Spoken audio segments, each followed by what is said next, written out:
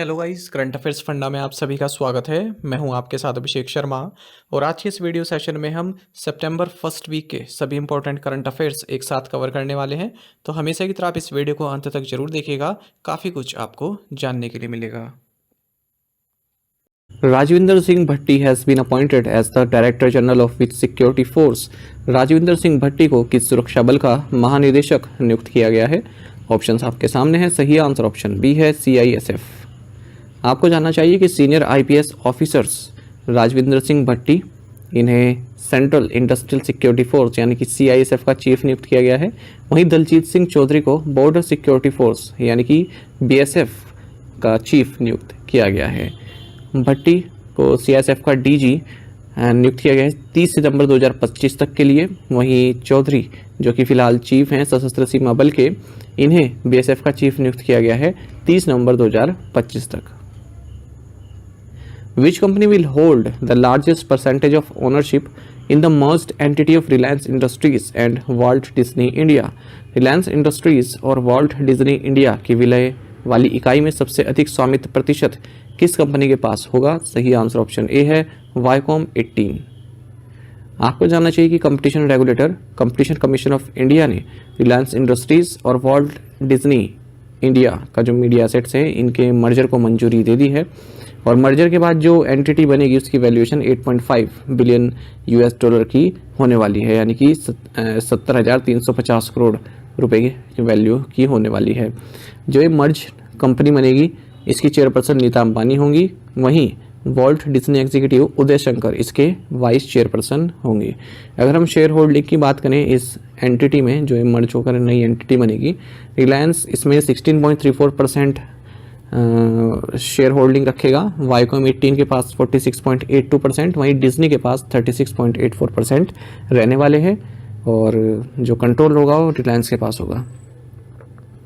रिलायंस का जो वाईकॉम 18 है इसके पास टीवी राइट्स हैं डोमेस्टिक और इंटरनेशनल क्रिकेट मैचेस के लिए जो BCCI द्वारा रन किए जाते हैं। वहीं डिज्नी के पास टीवी राइट्स हैं IPL के 2027 तक। In what field did Leonard Hayflick who passed away recently make his groundbreaking contributions? Leonard Hayflick जिनका हाल ही में निधन हो गया ने किस क्षेत्र में अपना अभूतपूर्व योगदान दिया? सही आंसर ऑप्शन है, सेल बायोलॉजी। आपको जानना चाहिए कि American anatomist and biomedical researcher Leonard Hayflick, इनका निधन हो गया 96 की एज में। इन्होंने डिस्कवर किया था कि जो नॉर्मल सोमेटिक सेल्स हैं वो केवल एक सर्टेन नंबर ऑफ टाइम्स तक ही डिवाइड हो सकते हैं। इसे बोलते हैं हेफ्लिक लिमिट। ठीक है, अब इस डिस्कवरी से पहले ये माना जाता था कि जो सेल्स हैं वो इमोर्टल हैं, वो कभी एंड नहीं होते हैं। साथ ही आपको जानना चाहिए कांग्रेस MP वसंतराव चौहान, इनका निधन हो गया 70 की एज में 2024 लोकसभा इलेक्शन में। ये 18th लोकसभा को रिप्रेजेंट कर रहे थे, नांदेड़ कॉन्स्टिट्यूंसी को। Which two companies have announced a long-term collaboration to boost sales of natural diamonds? प्राकृतिक हीरो की बिक्री को बढ़ावा देने के लिए किन दो कंपनियों ने दीर्घकालिक सहयोग की घोषणा की है? सही आंसर ऑप्शन डी है, Tanishq and De Beers group. देखिए, ज्वेलरी रिटेलर तनिष्क और diamond company De Beers group, इन्होंने एक लॉन्ग टर्म कोलेब्रेशन जो है साइन किया है 3 साल का, to boost sales of natural diamonds across the De Beers groups के जो स्टोर्स हैं भारत में 475 स्टोर्स इन पर। तो आप सभी जानते हैं कि भारत ने चाइना को रिप्लेस कर दिया और सेकेंड लार्जेस्ट मार्केट बन गया है ग्लोबली नेचुरल डायमंड ज्वेलरी के लिए। डी बियर्स ग्रुप की अगर हम बात करें, साउथ अफ्रीकन ब्रिटिश कॉर्पोरेशन है, डायमंड इंडस्ट्री से संबंधित है। वहीं तनिष्क की अगर हम बात करें, टाइटन कंपनी का एक डिवीजन है। 1994 में इसकी स्थापना हुई थी और इसका हेडक्वार्टर्स बेंगलुरु में है। Which company secured ₹11,000 crore contract for 3 super critical power projects from Adani power? किस कंपनी ने अडानी पावर से 3 सुपर क्रिटिकल बिजली परियोजनाओं के लिए 11,000 करोड़ रुपए का अनुबंध हासिल किया है? सही आंसर ऑप्शन बी, BHEL। देखिए, भारत हैवी इलेक्ट्रिकल्स लिमिटेड यानी कि BHEL, इसने 11,000 करोड़ रुपए का जो है प्रोजेक्ट हासिल किया है। 2 thermal power projects Adani power के राजस्थान में ये जो है बनाने वाला है और एक महान एनर्जन, ठीक है, इसकी जो सब्सिडरी है इसका बनाने वाला है मध्य प्रदेश में। तो 3 प्रोजेक्ट यहाँ पर इसे मिले हैं। तो 2 प्रोजेक्ट तो राजस्थान के कवाई में होंगे, फेज 2 एंड फेज 3, और एक प्रोजेक्ट मध्य प्रदेश में होने वाला है, महान, phase 3। What is Shahrukh Khan's estimated wealth according to the 2024 Hurun India rich list? 2024 Hurun India rich list के अनुसार शाहरुख खान की अनुमानित संपत्ति कितनी है? सही आंसर ऑप्शन सी है 7300 करोड़ रुपीज़। देखिए जो शाहरुख खान है इन्होंने अपना डेब्यू किया है हुरून इंडिया रीच लिस्ट में और इनकी नेटवर्थ 2024 तक 7300 करोड़ रुपए बताई गई है। ये टॉप स्पॉट पर रहे हैं सिल्वर स्क्रीन टाइटन्स कैटेगरी में 2024 हुरून इंडिया रीच लिस्ट में। इनकी जो नेटवर्थ है ये इनके प्रोडक्शन हाउस से आती है रेड चिलीज इंटरटेनमेंट, साथ ही जो इनकी होल्डिंग्स है IPL franchise Kolkata Knight Riders, वहाँ से भी इनकी कमाई अच्छी खासी होती है। तो शाहरुख खान ने सरपास किया है जूही चावला एंड फैमिली को, 4600 करोड़ रुपए इनकी संपत्ति है। ऋतिक रोशन को 2000 करोड़ संपत्ति है। अमिताभ बच्चन एंड फैमिली 1600 करोड़ संपत्ति और करण जौहर जिनकी 1400 करोड़ संपत्ति है। साथ ही highest number of social media followers में भी खान काफ़ी आगे हैं और 44.1 मिलियन फॉलोअर्स हैं सोशल मीडिया पर। इनके बाद फिर ऋतिक रोशन है, फिर करण जौहर है, फिर रतन टाटा है, फिर आनंद महिंद्रा है। How much is the loan package signed by India with Asian Development Bank for health infrastructure in Maharashtra? Maharashtra में स्वास्थ्य बुनियादी ढांचे के लिए भारत ने एशियाई विकास बैंक के साथ कितने ऋण पैकेज राशि पर हस्ताक्षर किए? सही आंसर ऑप्शन डी है 500 मिलियन $। देखिए भारत ने 500 मिलियन $का एक लोन पैकेज साइन किया है एशियन डेवलपमेंट बैंक के साथ ताकि महाराष्ट्र में affordable tertiary health care provide की जा सके और मेडिकल एजुकेशन प्रोवाइड की जा सके। The loan will help establish 4 medical colleges attach to tertiary care teaching hospitals incorporating climate and disaster resilient gender responsive and socially inclusive feature in under served districts. Piramal finance and which bank announced co-lending partnership? Piramal finance और किस bank ने सह ऋण साझेदारी की घोषणा की? सही answer option C central bank of India है। आपको जानना चाहिए कि Piramal capital and housing finance limited जो कि होली ओन्ड सब्सिडरी है पिरामल एंटरप्राइजेस लिमिटेड की, इसने सेंट्रल बैंक ऑफ इंडिया के साथ एक को लैंडिंग पार्टनरशिप साइन की है। The collaboration will provide loans to middle and low income borrowers focusing on middle and low income segment borrowers with focus on rural and semi urban regions. Central bank of India की बात करते हैं। MD and CEO मातम वेंकटा राव हैं, headquarters Mumbai Maharashtra में है। Tagline है central to you since 1911। Which satellite did NASA recently launch to track methane emissions? Methane उत्सर्जन ट्रैक करने के लिए नासा ने हाल ही में कौन सा उपग्रह लॉन्च किया? सही आंसर ऑप्शन बी है टेनेजर 1। देखिए हाल ही में नासा ने टेनेजर 1 सैटेलाइट को लॉन्च किया है ताकि मीथेन एमिशन को ट्रैक किया जा सके। और ये जो सैटेलाइट है इसको लॉन्च किया गया SpaceX Falcon 9 रॉकेट से, जिसे लॉन्च किया गया वेंडरमर्क स्पेस फोर्स बेस कैलिफोर्निया से। इस सैटेलाइट को जोइंटली डेवलप किया है नासा की जेट प्रोपल्सन लेबोरेटरी और जो पार्टनर्स हैं उनके द्वारा। प्राइमरी ऑब्जेक्टिव इस सैटेलाइट का यही है कि जो मेजर कार्बन डाइऑक्साइड है, ठीक है, और मेथेन है, इसका जो एमिशन होता है उसको डिटेक्ट करना। आप सभी जानते हैं यदि हम एटमॉस्फेयर वार्मिंग की बात करें तो यहाँ पर मीथेन लगभग 80 टाइम्स मोर इफेक्टिव है कार्बन डाइऑक्साइड से। टोटल जो ग्लोबल वार्मिंग है उसमें 30% कॉन्ट्रीब्यूशन मीथेन का है। The controller and auditor general of India signed MOU with the national audit office of which country? Bharat के नियंत्रक एवं महालेखा परीक्षक ने बहरीन देश के राष्ट्रीय लेखा परीक्षा कार्यालय के साथ समझौता ज्ञापन पर हस्ताक्षर किए हैं।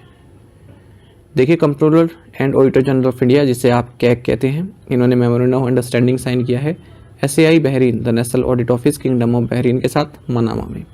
The agreement inked by the two supreme audit institutions aims to enhance collaboration and mutual cooperation in the fields of audit activities, developing the professional skills of the staff members of the two nations. What is the expected growth rate of the Indian economy for the April to June period of 2024-25 according to SBI research? SBI research के अनुसार 2024-25 की अप्रैल से जून अवधि के लिए भारतीय अर्थव्यवस्था की अपेक्षित विकास दर क्या है? सही आंसर ऑप्शन बी है 7 to 7.1%। आपको जानना चाहिए कि SBI रिसर्च ने अपनी रिपोर्ट में कहा है कि जो इंडियन इकोनॉमी है 7 से 7.1% तक ग्रो करने वाली है अप्रैल से जून के पीरियड में, यानी कि जो फर्स्ट क्वार्टर है 2024-25 का। ये भी कहा है कि जो ग्रोस वैल्यू एडेड GVA है ये 7% से नीचे जाएगा, 6.7 से 6.8% के बीच में रहने वाला है अप्रैल से जून के पीरियड में। SBI रिसर्च की जो लेटेस्ट इकोरैप रिपोर्ट है जिसे ऑथर किया है ग्रुप चीफ इकोनॉमिक एडवाइजर सौम्य कांति घोष, इन्होंने जो फिस्कल 2024-25 के लिए हमारी ग्रोथ है उसको 7.5% बताया हुआ है, जो कि RBI की 7.2% ग्रोथ एस्टिमेट से अधिक है। आप सभी जानते हैं भारत 8.2% से ग्रो किया है फाइनेंशियल 2023-24 में, फास्टेस्ट ग्रोइंग मेजर इकोनॉमी बना रहा, और जो इकोनॉमी है ये 7.2% रही है 2022-23 में, 8.7% रही है 2021-22 में। जुलाई में इंटरनेशनल मॉनेटरी फंड ने इंडिया की जो ग्रोथ प्रोजेक्शन है 2024 के लिए वो 6.8% से बढ़ाकर 7% कर दी थी। वहीं इकोनॉमिक सर्वे जो कि लास्ट मंथ पार्लियामेंट में टेबल किया गया, इसने इंडिया की रियल जीडीपी ग्रोथ 6.5 से 7% बताई 2024-25 में। Where was India's second nuclear-powered ballistic missile submarine INS Arighat commissioned? Bharat की दूसरी परमाणु संचालित बैलिस्टिक मिसाइल पनडुब्बी INS अरिघाट को कहाँ कमीशन किया गया? ऑप्शंस आपके सामने हैं। सही आंसर ऑप्शन डी है, विशाखापट्टनम। देखिए कुछ क्वेश्चन ऐसे होते हैं जो देखते ही पता चल जाता है कि आगे आने वाले जो भी एग्जाम्स होंगे वहाँ पर यहाँ से क्वेश्चन बनने की काफ़ी चांसेस हैं। उनमें से एक क्वेश्चन ये भी है। देखिए इंडिया का second nuclear powered ballistic missile submarine, जिसे advance technology vessel ATV project के तहत बनाया गया है, INS अरिघाट, इसको कमीशन कर दिया गया है विशाखापट्टनम में। इस मौके पर डिफेंस मिनिस्टर राजनाथ सिंह भी मौजूद रहे। ये second nuclear power ballistic missile submarine है। इससे पहले INS अरिहंत है जो कि हमारी first nuclear power ballistic missile submarine है, जिसे कमीशन किया गया था 2016 में। ये भी आप याद रखेंगे। अच्छा, और ये जो INS अरिघाट है ये अपग्रेडेड वेरिएंट है अरिहंत क्लास सबमरीन का, और इसका कोड नेम है S3, और INS अरिहंत का कोड नेम है S2। आपको जानना चाहिए भारत उन कुछ सिलेक्टेड कंट्रीज़ में शामिल हो गया जिनके पास न्यूक्लियर ट्राइड कैपेबिलिटीज़ है। इसका मतलब क्या है? न्यूक्लियर ट्राइड कैपेबिलिटीज़ मतलब न्यूक्लियर मिसाइल्स को तीनों प्लेटफॉर्म से लॉन्च कर सकते हैं, यानी कि एयर, लैंड और सी। तो भारत के अलावा यूनाइटेड स्टेट्स, रशिया, चाइना और फ्रांस के पास ये कैपेबिलिटी है। जो ये न्यूक्लियर प्रोपेल्ड अरिघाट है, इसमें K-15 मिसाइल्स लगाई जाएंगी और जिसकी रेंज 700 किलोमीटर से ज़्यादा की होगी। और अरिहंत की तरह इसे भी 83 megawatt pressurised light water nuclear reactor से पावर्ड किया जाएगा, जिसके चलते ये सबमर्ज्ड रह सकती है और अनडिटेक्टेड रह सकती है काफ़ी लंबे समय तक। कन्वेंशनल डीजल इलेक्ट्रिक सबमरीन से अधिक समय तक ये अनडिटेक्टेड रह सकती है। Recently, RailTel, SECI, NHPC and SJVN were accorded Navratna status. Now, what is the total number of Navratna companies in India? पूछ रहे हैं कि हाल ही में RailTel, SECI, NHPC और SJVN को नवरत्न का दर्जा दिया गया है। अब भारत में नवरत्न कंपनियों की कुल संख्या कितनी हो गई है? ऑप्शंस आपके सामने है। सही आंसर ऑप्शन सी है 25। आपको जानना चाहिए कि union finance minister Nirmala Sitharaman, इन्होंने 4 central public sector enterprises CPSEs को अपग्रेड कर दिया है। RailTel corporation of India, solar energy corporation of India, Satluj Jal Vidyut Nigam और national hydro electric power corporation upgrade करके इन्हें नवरत्न स्टेटस दिया गया है। इसी के साथ अब हमारे देश में जो टोटल नवरत्न सेंट्रल पब्लिक सेक्टर एंटरप्राइजेस की संख्या है वो 25 पहुंच गई है। अच्छा, नवरत्न आप कई बार सुनते रहते हैं तो आपको पता भी होना चाहिए कि नवरत्न का क्राइटेरिया क्या होता है। तो कोई भी कंपनी नवरत्न का स्टेटस तब प्राप्त करती है जब वो ऑलरेडी मिनी रत्न फर्स्ट शेड्यूल ए कंपनी हो और एक्सीलेंट या फिर वेरी गुड MOU रेटिंग उसको मिली हो पिछले 5 में से 3 बार, पिछले 5 सालों में 3 बार, और उसका जो कंपोजिट स्कोर है 6 परफॉर्मेंस पैरामीटर्स में या इंडिकेटर्स में वो 60 या इससे अब का होना चाहिए, उन्हें नवरत्न स्टेटस दिया जाता है। इसका जो नेट प्रॉफिट है वो 5000 करोड़ से अधिक का होना चाहिए 3 कंसेक्यूटिव ईयर्स तक, और एवरेज एनुअल टर्नओवर 25000 करोड़ से अधिक का होना चाहिए 3 सालों में, या फिर एनुअल एवरेज नेटवर्थ 15000 करोड़ रुपए से अधिक की होनी चाहिए 3 सालों में। गवर्नमेंट ने नवरत्न स्कीम 1997 में चालू की थी। Where was the global fintech fest GFF 2024 held? Global fintech fest GFF 2024 कहाँ आयोजित किया गया? ऑप्शंस आपके सामने हैं। सही आंसर ऑप्शन बी, मुंबई।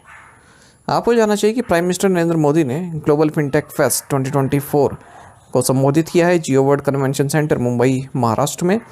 आपको जानना चाहिए कि जो एक ग्लोबल फिनटेक फेस्ट है इसे Payments Council of India, National Payments Corporation of India, Fintech Convergence Council, इन तीनों ने मिलकर ऑर्गेनाइज किया है और थीम रहा blueprint for the next decade of finance, responsible AI, inclusive, resilient. In which category did Avani Lekhara won gold medal at the Paris 2024 Paralympics? अवनी लेखारा ने पेरिस 2024 पैरालंपिक में किस श्रेणी में स्वर्ण पदक जीता? सही आंसर ऑप्शन सी है 10 metre air rifle standing SH1।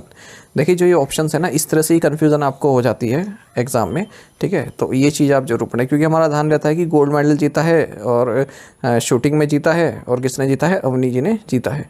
पर स्पेसिफिक कैटेगरी क्या रही वो एग्ज़ाम में पूछ लिया जाता है। तो अवनी लेखारा ने अपना women's 10 metre air rifle shooting standing SH1 title जो है डिफेंड किया। पिछली बार भी इन्होंने गोल्ड मेडल जीता था इसमें, और इस बार भी पेरिस 2024 पैरालंपिक में गोल्ड मेडल जीता है। इसी के साथ ये फर्स्ट इंडियन वुमेन बन गई हैं जिन्होंने 2 गोल्ड मेडल जीते हैं पैरालंपिक गेम्स के इतिहास में। और हमारी देश की मोना अग्रवाल ने सेम प्रतियोगिता में ब्रॉन्ज मेडल जीता। अवनी सेकंड इंडियन है जेवलिन थ्रोवर देवेंद्र जचारिया के बाद जिन्होंने 2 गोल्ड मेडल जीते हैं इन पैरालंपिक गेम्स में।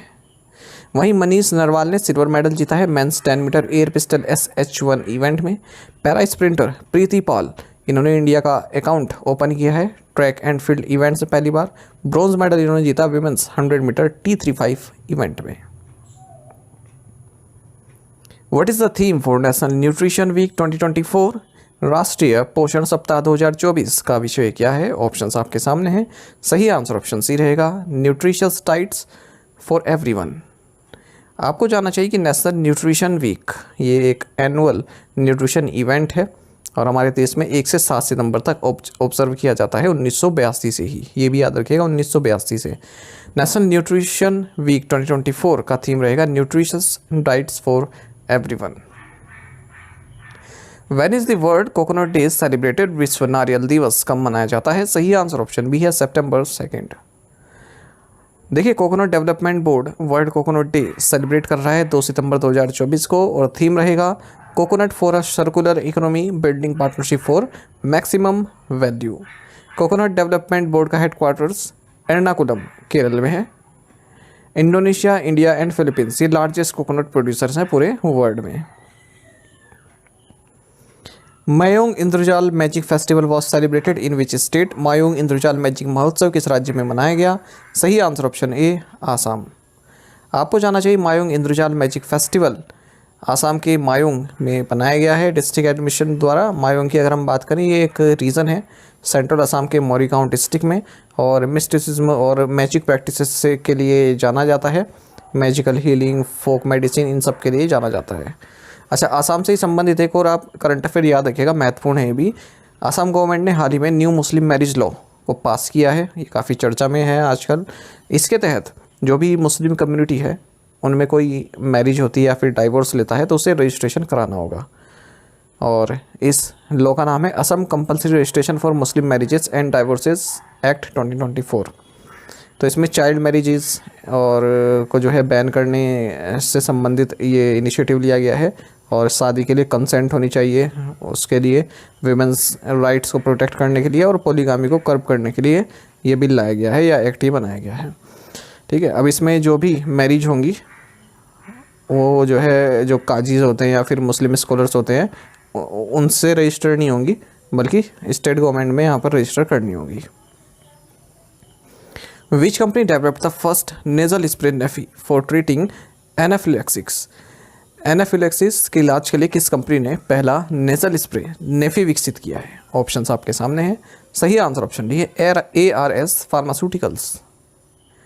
United states food and drug administration यानी कि FDA, इन्होंने हाल ही में first ever nasal spray for treating anaphylaxis, ठीक है, जो कि काफ़ी सीवियर और लाइफ थ्रेटनिंग एलर्जिक रिएक्शन होता है जिसमें इमीडिएट मेडिकल अटेंशन की ज़रूरत होती है और इंजेक्शन भी जाता है एमिनेफ्रिन का, ठीक है। तो उसके लिए नेज़ल स्प्रे विकसित किया है और इस नेज़ल स्प्रे का नाम है नेफी। इसको डेवलप किया है US बेस्ड ARS फार्मास्यूटिकल्स के द्वारा।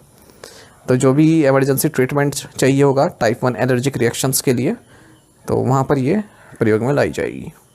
ये जो फार्मास्यूटिकल संबंधित क्वेश्चन होता है ना कि वर्ल्ड की फर्स्ट नेजल स्प्रे या फिर वर्ल्ड की फर्स्ट कोई वैक्सीन, या फिर अभी हमने देखा था कोलेरा की वैक्सीन डेवलप की गई है, तो ये एग्ज़ाम में पूछ ले जाते हैं जो बायोमेडिकल संबंधित होते हैं।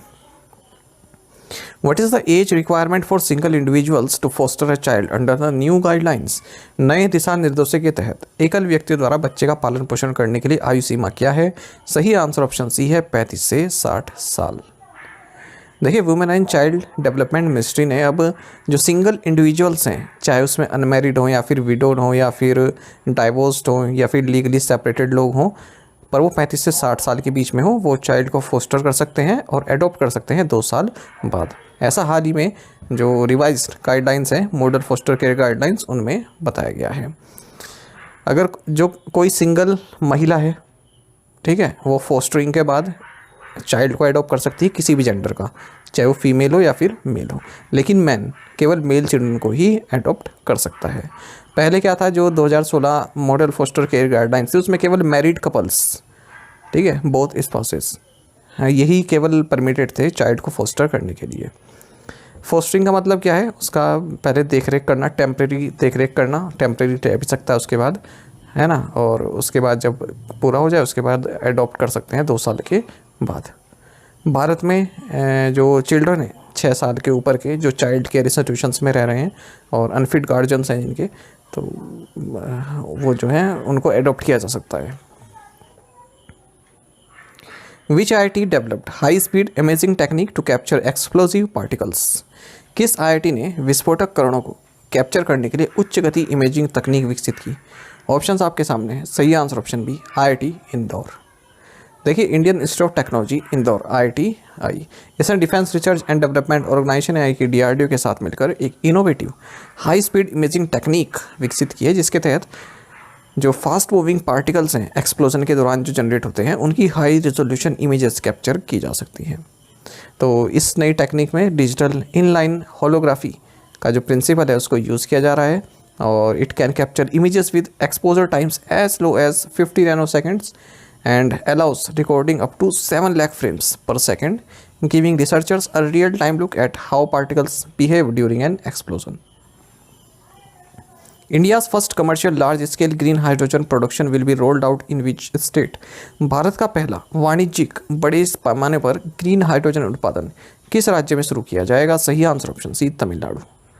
आपको जानना चाहिए इंडिया का जो फर्स्ट कमर्शियल प्रोडक्शन है large scale green hydrogen molecules का, वो तमिलनाडु के तूतीकुरिन डिस्ट्रिक्ट में रोल आउट किया जाएगा। इसके लिए Singapore based energy and urban solution provider Sembcorp Industries Tamil Nadu में 36,238 करोड़ रुपए इन्वेस्ट करेगी और green hydrogen green ammonia manufacturing unit को इस्टेब्लिश करेगी तूतीकुरिन डिस्ट्रिक्ट में। Which country signed MOU for the establishment of the Colombo Security Conclave Secretariat along with Sri Lanka, Maldives and Mauritius? किस देश ने श्रीलंका, मालदीव और मॉरिशस के साथ कोलंबो सुरक्षा कॉन्क्लेव सचिवालय की स्थापना के लिए समझौता ज्ञापन पर हस्ताक्षर किए? सही आंसर ऑप्शन है इंडिया। आपको जानना चाहिए भारत ने एक charter and memorandum of understanding sign किया है, जिसके तहत Colombo security conclave secretariat establish किया जाएगा श्रीलंका, मालदीव्स एंड मॉरिशस के साथ मिलकर। तो ये जो CSC है यानी कि कोलंबो सिक्योरिटी कॉन्क्लेव, इसकी स्थापना 2011 में हुई थी श्रीलंका, मालदीव्स और भारत के द्वारा। एक ट्राइलेटरल मैरीटाइम सिक्योरिटी ग्रुप है ये। फिर मॉरिशस ने भी इसको 4th मेंबर के तौर पर ज्वाइन किया, और बांग्लादेश और सिसेल्स यहाँ पर ऑब्जर्वर्स की भूमिका निभाते हैं। Toyota Kirloskar motor signed a memorandum of understanding with which bank for providing vehicle financing solutions? Toyota Kirloskar motor ने वाहन वित्त पोषण समाधान प्रदान करने के लिए किस बैंक के साथ समझौता ज्ञापन पर हस्ताक्षर किए? सही आंसर ऑप्शन डी है, यूनियन बैंक ऑफ इंडिया। आपको जानना चाहिए टोयोटा किर्लोस्कर मोटर, इसने मेमोरेंडम ऑफ अंडरस्टैंडिंग साइन किया है यूनियन बैंक ऑफ इंडिया के साथ, जिसके तहत जो व्हीकल फाइनेंसिंग सोल्यूशन है वो प्रोवाइड किया जाएगा। तो कस्टमर यहाँ पर 90% फाइनेंसिंग प्रोवाइड करा सकते हैं ऑन रोड प्राइस पर किसी भी टोयोटा व्हीकल के लिए जो प्राइवेट यूज़ के लिए परचेज की गई है। What is the amount of the monetary penalty imposed by the Reserve Bank of India on UCO bank? भारतीय रिजर्व बैंक ने यूको बैंक पर कितना मौद्रिक जुर्माना ठोका है? सही आंसर ऑप्शन बी है, 2,68,30,000 रुपये। रिजर्व बैंक ऑफ इंडिया ने 2,68,30,000 रुपये का मौद्रिक जुर्माना यहाँ पर यूको बैंक पर ठोका है, क्योंकि इन्होंने RBI के जो सर्टेन डायरेक्शंस हैं, ठीक है, या फिर जो section 26A banking regulation act 1949 के प्रोविजंस हैं उनका अनुपालन नहीं किया है। वहीं RBI के जो डायरेक्शंस हैं, interest rate on advances, opening of current accounts by bank, need for discipline, interest rate on deposits and frauds, classification and reporting bye commercial banks and selected FIs, इनका अनुपालन नहीं किया। वहीं RBI ने 2,10,000 रुपये का मौद्रिक जुर्माना लगा है cent bank home finance limited पर भी, क्योंकि इन्होंने RBI के KYC डायरेक्शन 2016 का अनुपालन नहीं किया। Which new portal was launched by ministry of women and child development to make work places safe for women. महिलाओं के लिए कार्यस्थलों को सुरक्षित बनाने के लिए महिला एवं बाल विकास मंत्रालय द्वारा कौन सा नया पोर्टल लॉन्च किया गया? सही आंसर ऑप्शन ए है सी बॉक्स। देखिए, ministry of women and child development, इन्होंने यूनियन मिनिस्टर अन्नपूर्णा देवी की प्रेजेंस में एक नया पोर्टल लॉन्च किया है जिसका नाम है सी बॉक्स पोर्टल, जो कि एक सेंट्रलाइज्ड प्लेटफॉर्म है। इसमें जो भी सेक्सुअल हैरेसमेंट की कंप्लेंट्स होंगी महिला द्वारा वर्क प्लेस पर, उसे रजिस्टर किया जा सकता है और मॉनिटर किया जा सकता है। तो ये एक सेंट्रल रिपोजिटरी है, सेंट्रल रिपोजिटरी ऑफ इंफॉर्मेशन है related to internal committees and local committees formed across the country encompassing both the government and private sector. It offers a common platform to file complaints, track their status, and ensure a time-bound processing of complaints by internal committees. Who has been appointed as the Chief Secretary of Delhi? Delhi के मुख्य सचिव के रूप में किसे नियुक्त किया गया है? सही आंसर ऑप्शन सी है Dharmendra. Senior IAS officer Dharmendra, जो कि chief secretary of Arunachal Pradesh के तौर पर कार्यरत हैं अप्रैल 2022 से ही, ये दिल्ली के नए चीफ सेक्रेटरी होंगे और इस पोजीशन पर ये नरेश कुमार को सक्सीड कर रहे हैं, जिनका टेन्योर अब समाप्त हो चुका है। Union ministry of home affairs Delhi के चीफ सेक्रेटरी को अपॉइंट करता है, क्योंकि दिल्ली एक यूनियन टेरिटरी है और इसका अपना कोई अलग से डेडिकेटेड IAS कैडर नहीं है, और इसके लिए जो IAS लिए जाते हैं वो Arunachal Pradesh, Goa, Mizoram and union territory cadre से लिए जाते हैं। In which event did Nishad Kumar win his second successive silver medal at the Paralympic Games? Paralympic खेलों में निषाद कुमार ने किस स्पर्धा में अपना लगातार दूसरा रजत पदक जीता? ऑप्शंस आपके सामने हैं। सही आंसर ऑप्शन बी है हाई जंप। आपको जानना चाहिए हाई जंप पर निषाद कुमार, इन्होंने T47 कैटेगरी में अपना सेकंड सक्सेसिव सिल्वर मेडल जीता है पैरालंपिक गेम्स में, और इनका सीज़न का बेस्ट एफर्ट भी रहा है 2.04 मीटर के साथ।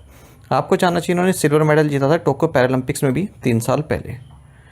T47 उन कॉम्पिटिटर्स के लिए होते हैं जो एल्बो के बिलो या फिर रिस्ट एम्पुटेशन जिनमें होता है। इससे पहले आपको जानना चाहिए कि प्रीति पॉल, इन्होंने इतिहास रचा है और ये first Indian women track and field athlete बन गई हैं जिन्होंने 2 मेडल जीते हैं पैरालंपिक्स में। इन्होंने ब्रॉन्ज मेडल जीता 200 मीटर T35 कैटेगरी में, और इससे पहले हमने देखा था कि इन्होंने इंडिया का फर्स्ट एथलेटिक्स मेडल जीता था पैरालंपिक ट्रैक इवेंट में, जब इन्होंने ब्रॉन्ज मेडल जीता विमेंस T35 100 मीटर कंपटीशन में। ठीक है, इसी के साथ ये केवल दूसरी इंडियन वुमेन बन गई हैं जिन्होंने 2 मेडल्स जीते हैं और दोनों ही ब्रॉन्ज हैं किसी सिंगल पैरालंपिक्स में। इनसे पहले अवनी लेखारा ये कारनामा कर चुकी हैं जिन्होंने गोल्ड मेडल जीता और ब्रॉन्ज मेडल जीता। What colour is the new flag of the supreme court of India? Bharat के सर्वोच्च न्यायालय का नया झंडा किस रंग का है? ऑप्शंस आपके सामने है। सही आंसर ऑप्शन डी है नेवी ब्लू। आपको जानना चाहिए president of India Droupadi Murmu ने नया फ्लैग और insignia supreme court of India का अनवील किया है। 75th year supreme court of India अपने स्टैब्लिशमेंट के सेलिब्रेट कर रहा है। ठीक है, तो नया झंडा और नया लोगो, तो ये जो नया झंडा और नया लोगो है ये जस्टिस एंड डेमोक्रेसी को सिंबलाइज करता है। इसको national institute of fashion technology new Delhi द्वारा कंसेप्टलाइज किया गया है। इसमें अशोक चक्र और आइकॉनिक सुप्रीम कोर्ट बिल्डिंग और बुक ऑफ कॉन्स्टिट्यूशन भी दर्शाया गया है। जो सुप्रीम कोर्ट का ये फ्लैग है इसमें एक संस्कृत श्लोक भी लिखा है, यतो धर्मस्ततो जयः, जिसका मतलब है where there is a dharma there is a victory. Navy blue में है ये जो फ्लैग है और जो सिंबल है। ठीक है, और इसके सेंटर में सुप्रीम कोर्ट की बिल्डिंग है, अशोक चक्र है उसके ऊपर और बुक ऑफ कॉन्स्टिट्यूशन है। आपको जानना चाहिए सुप्रीम कोर्ट ऑफ इंडिया 28 जनवरी 1950 को अस्तित्व में आया। Which country won the SAFF under twenty championship football tournament? किस देश ने SAFF under twenty championship football tournament जीता है? ऑप्शंस आपके सामने हैं। सही आंसर ऑप्शन डी बांग्लादेश। आपको जानना चाहिए बांग्लादेश SAFF यानी कि South Asian Football Federation under twenty championship football tournament का नया चैंपियन है। इन्होंने होस्ट नेपाल को 4-1 से हराया है फाइनल में। तो कहाँ पर हुई ये प्रतियोगिता? नेपाल में, और ये पहली दफ़ा है जब बांग्लादेश ने इस चैम्पियनशिप को जीता है। नेपाल, बांग्लादेश, श्रीलंका, भारत, मालदीव्स और भूटान, इन्होंने इस कॉम्पिटिशन में पार्टिसिपेट किया है। आपको बता दें भारत ने ये प्रतियोगिता 2019, 2022 और 2023 में जीती हुई है। ये एक बाइनियल फुटबॉल चैम्पियनशिप है, यानी कि 2 साल में एक बार होती है मेल फुटबॉलर्स के लिए जो भी अंडर एज ऑफ 20 होते हैं। The women's Asian champions trophy 2024 hockey tournament will be held in which city? महिला एशियाई चैंपियंस ट्रॉफी 2024 हॉकी टूर्नामेंट किस शहर में आयोजित किया जाएगा? सही आंसर ऑप्शन सी राजगीर है। आपको जानना चाहिए women's Asian champions trophy 2024 hockey tournament ये राजगीर बिहार में आयोजित किया जाएगा 11 से 20 नवंबर के बीच में, और ये पहली बार है जब कोई इंटरनेशनल हॉकी टूर्नामेंट बिहार में आयोजित किया जा रहा है। 2010 में इसकी शुरुआत हुई थी women's Asian champions trophy hockey tournament की, और इस बार ये 8th एडिशन है इस प्रतियोगिता का, जिसमें 6 एशियन कंट्रीज पार्टिसिपेट कर रही हैं। बाकी आपको जानना चाहिए Asian champions trophy 2024 men's hockey tournament ये हुलुनबुई पीपल्स रिपब्लिक ऑफ चाइना में आयोजित होगा। अच्छा, first ever global women's kabaddi league ये हरियाणा में आयोजित की जाएगी। इसका ऑफिशियली नाम है ग्लोबल प्रवासी विमेंस कबड्डी लीग। 15 से ज़्यादा कंट्रीज़ की जो फीमेल एथलीट्स हैं वो इसमें पार्टिसिपेट करने वाली हैं। Which state in India won the PATA gold award 2024 for its online contest holiday heist? Bharat के किस राज्य ने अपनी ऑनलाइन प्रतियोगिता हॉलीडे हीस्ट के लिए पाटा गोल्ड अवार्ड 2024 जीता है? ऑप्शंस आपके सामने हैं। सही आंसर ऑप्शन बी केरल। आपको जानना चाहिए केरल टूरिज्म को पैसिफिक एशिया ट्रैवल एसोसिएशन यानी कि पाटा गोल्ड अवार्ड 2024 दिया गया है डिजिटल मार्केटिंग कैंपेन कैटेगरी में इसके ऑनलाइन कॉन्टेस्ट हॉलीडे हीस्ट के लिए। कहाँ पर? बैंकॉक थाईलैंड में। वहीं नेपाल टूरिज्म बोर्ड को Pacific Asia travel association gold award मिला है sustainable tourism for livelihood recovery project category में। ये जो पैसिफिक एशिया ट्रैवल एसोसिएशन है एक not for profit membership based association है that acts as a catalyst for the responsible development of travel and tourism to, from and within the Asia Pacific region. What is the name of the AI-powered shopping assistant chatbot launched by Amazon in India? Bharat में Amazon द्वारा launch किए गए AI संचालित shopping assistant chatbot का नाम क्या है? सही आंसर ऑप्शन डी है रिफस।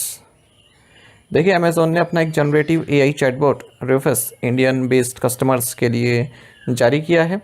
तो इस चैटबॉट में आप जो भी आपकी डिमांड है, जो भी आप सर्च करना चाहते हैं वो आप चैटबॉट पर बता सकते हैं और वो आपके लिए लिंक जनरेट कर सकता है या फिर सजेशंस बता सकता है।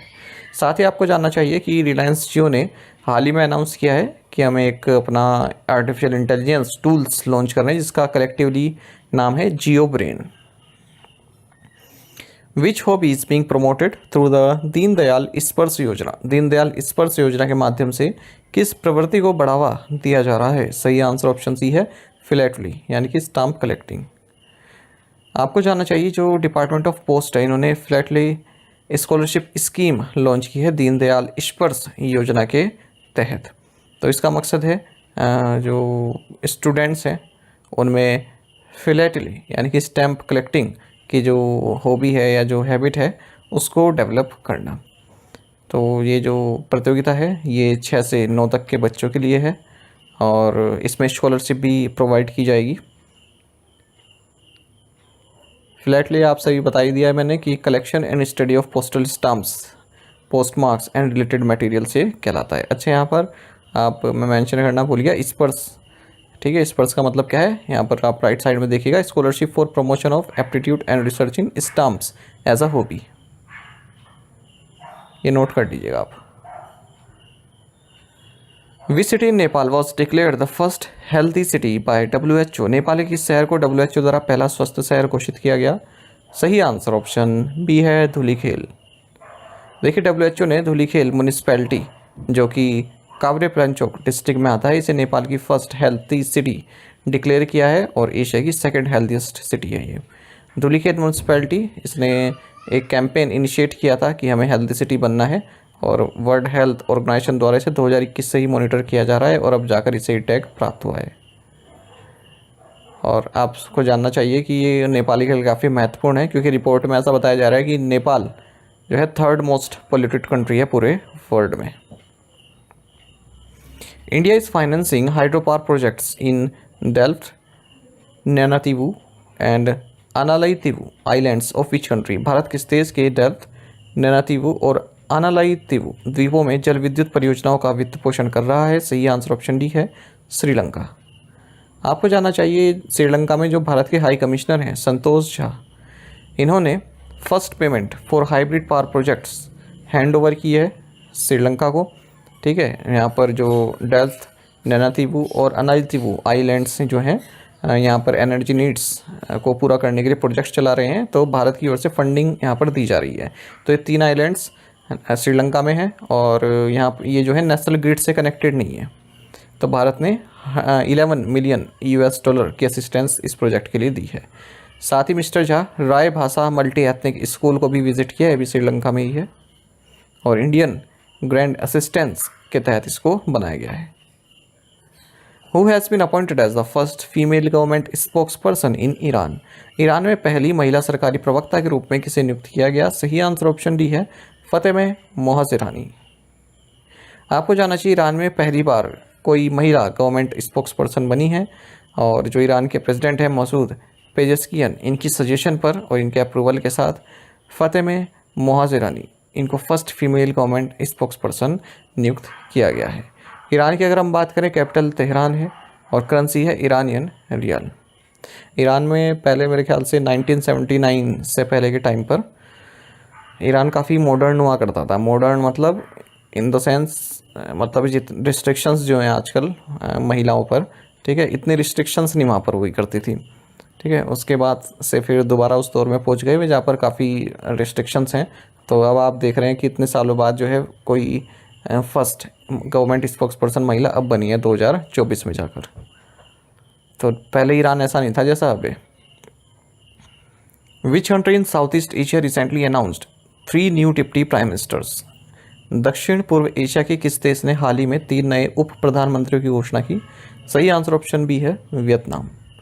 आपको जानना चाहिए कि वियतनाम ने 3 नए डिप्टी प्राइम मिनिस्टर्स अनाउंस किए हैं, बुई थानजुन, हो डुक फोक और न्यूयेन हुआ बिन। इसी के साथ 2 पहले भी थे, तो 5 डिप्टी प्राइम मिनिस्टर्स हो गए हैं। जो यहाँ के प्राइम मिनिस्टर हैं फाम मिन चिन, इनके अंडर में कार्य करेंगे।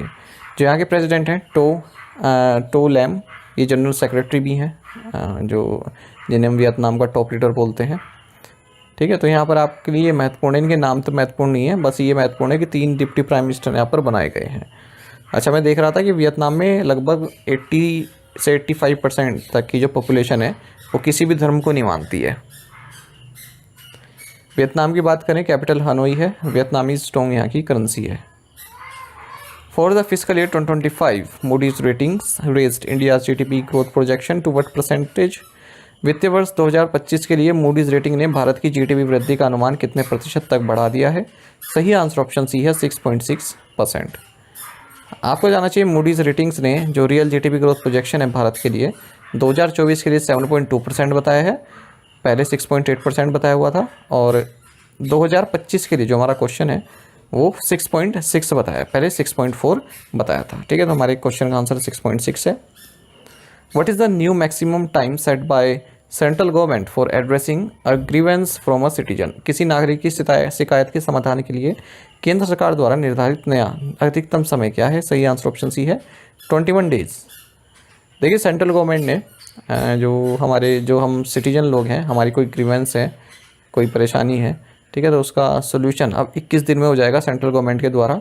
यूपीए के टाइम में 60 डेज़ हुआ करता था, और फिलहाल जो करंट टाइम था 2020 में ये 30 डेज़ 45 डेज़ था, और फिर 2022 में 30 डेज़ कर दिया गया था। मतलब यूपी के टाइम में 60 डेज़ था, फिर उसके बाद 45 डेज़ किया गया 2020 में, फिर 2022 में 30 डेज़ किया गया, और अब कर दिया गया है 21 डेज़।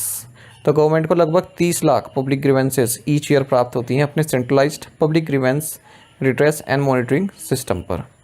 देखिए, आप एस्पिरेंट्स हैं, प्रतियोगी परीक्षा की तैयारी कर रहे हैं, तो आपको इन सब बारे में पता होना चाहिए कि किसी चीज़ की कंप्लेंट करनी है, कहाँ पर करते हैं, क्योंकि ये हमारे जो पर्सनल लाइफ है उससे भी जुड़ी रहती है।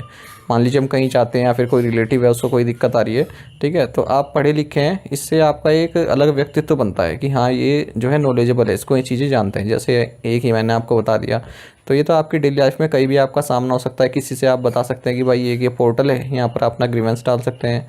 मेरे पास अभी पिछले हफ्ते एक फ्रॉड कॉल आई थी, कोई साउथ इंडियन बात कर रहा था, तो वो कह रहा था कि आपका नंबर बंद हो रहा है, क्योंकि कुछ इलीगल एक्टिविटी आपके नंबर से प्राप्त हुई है। तो मैंने फिर जानकारी प्राप्त की कि भाई पूरी डिटेल मांगी उनसे। मैंने क्या इलीगल एक्टिविटी प्राप्त की, कह रहे कि आधार नंबर बताओ तब बताएंगे। तो मैंने बताया नहीं, मैं समझ गया कि फ्रॉड है।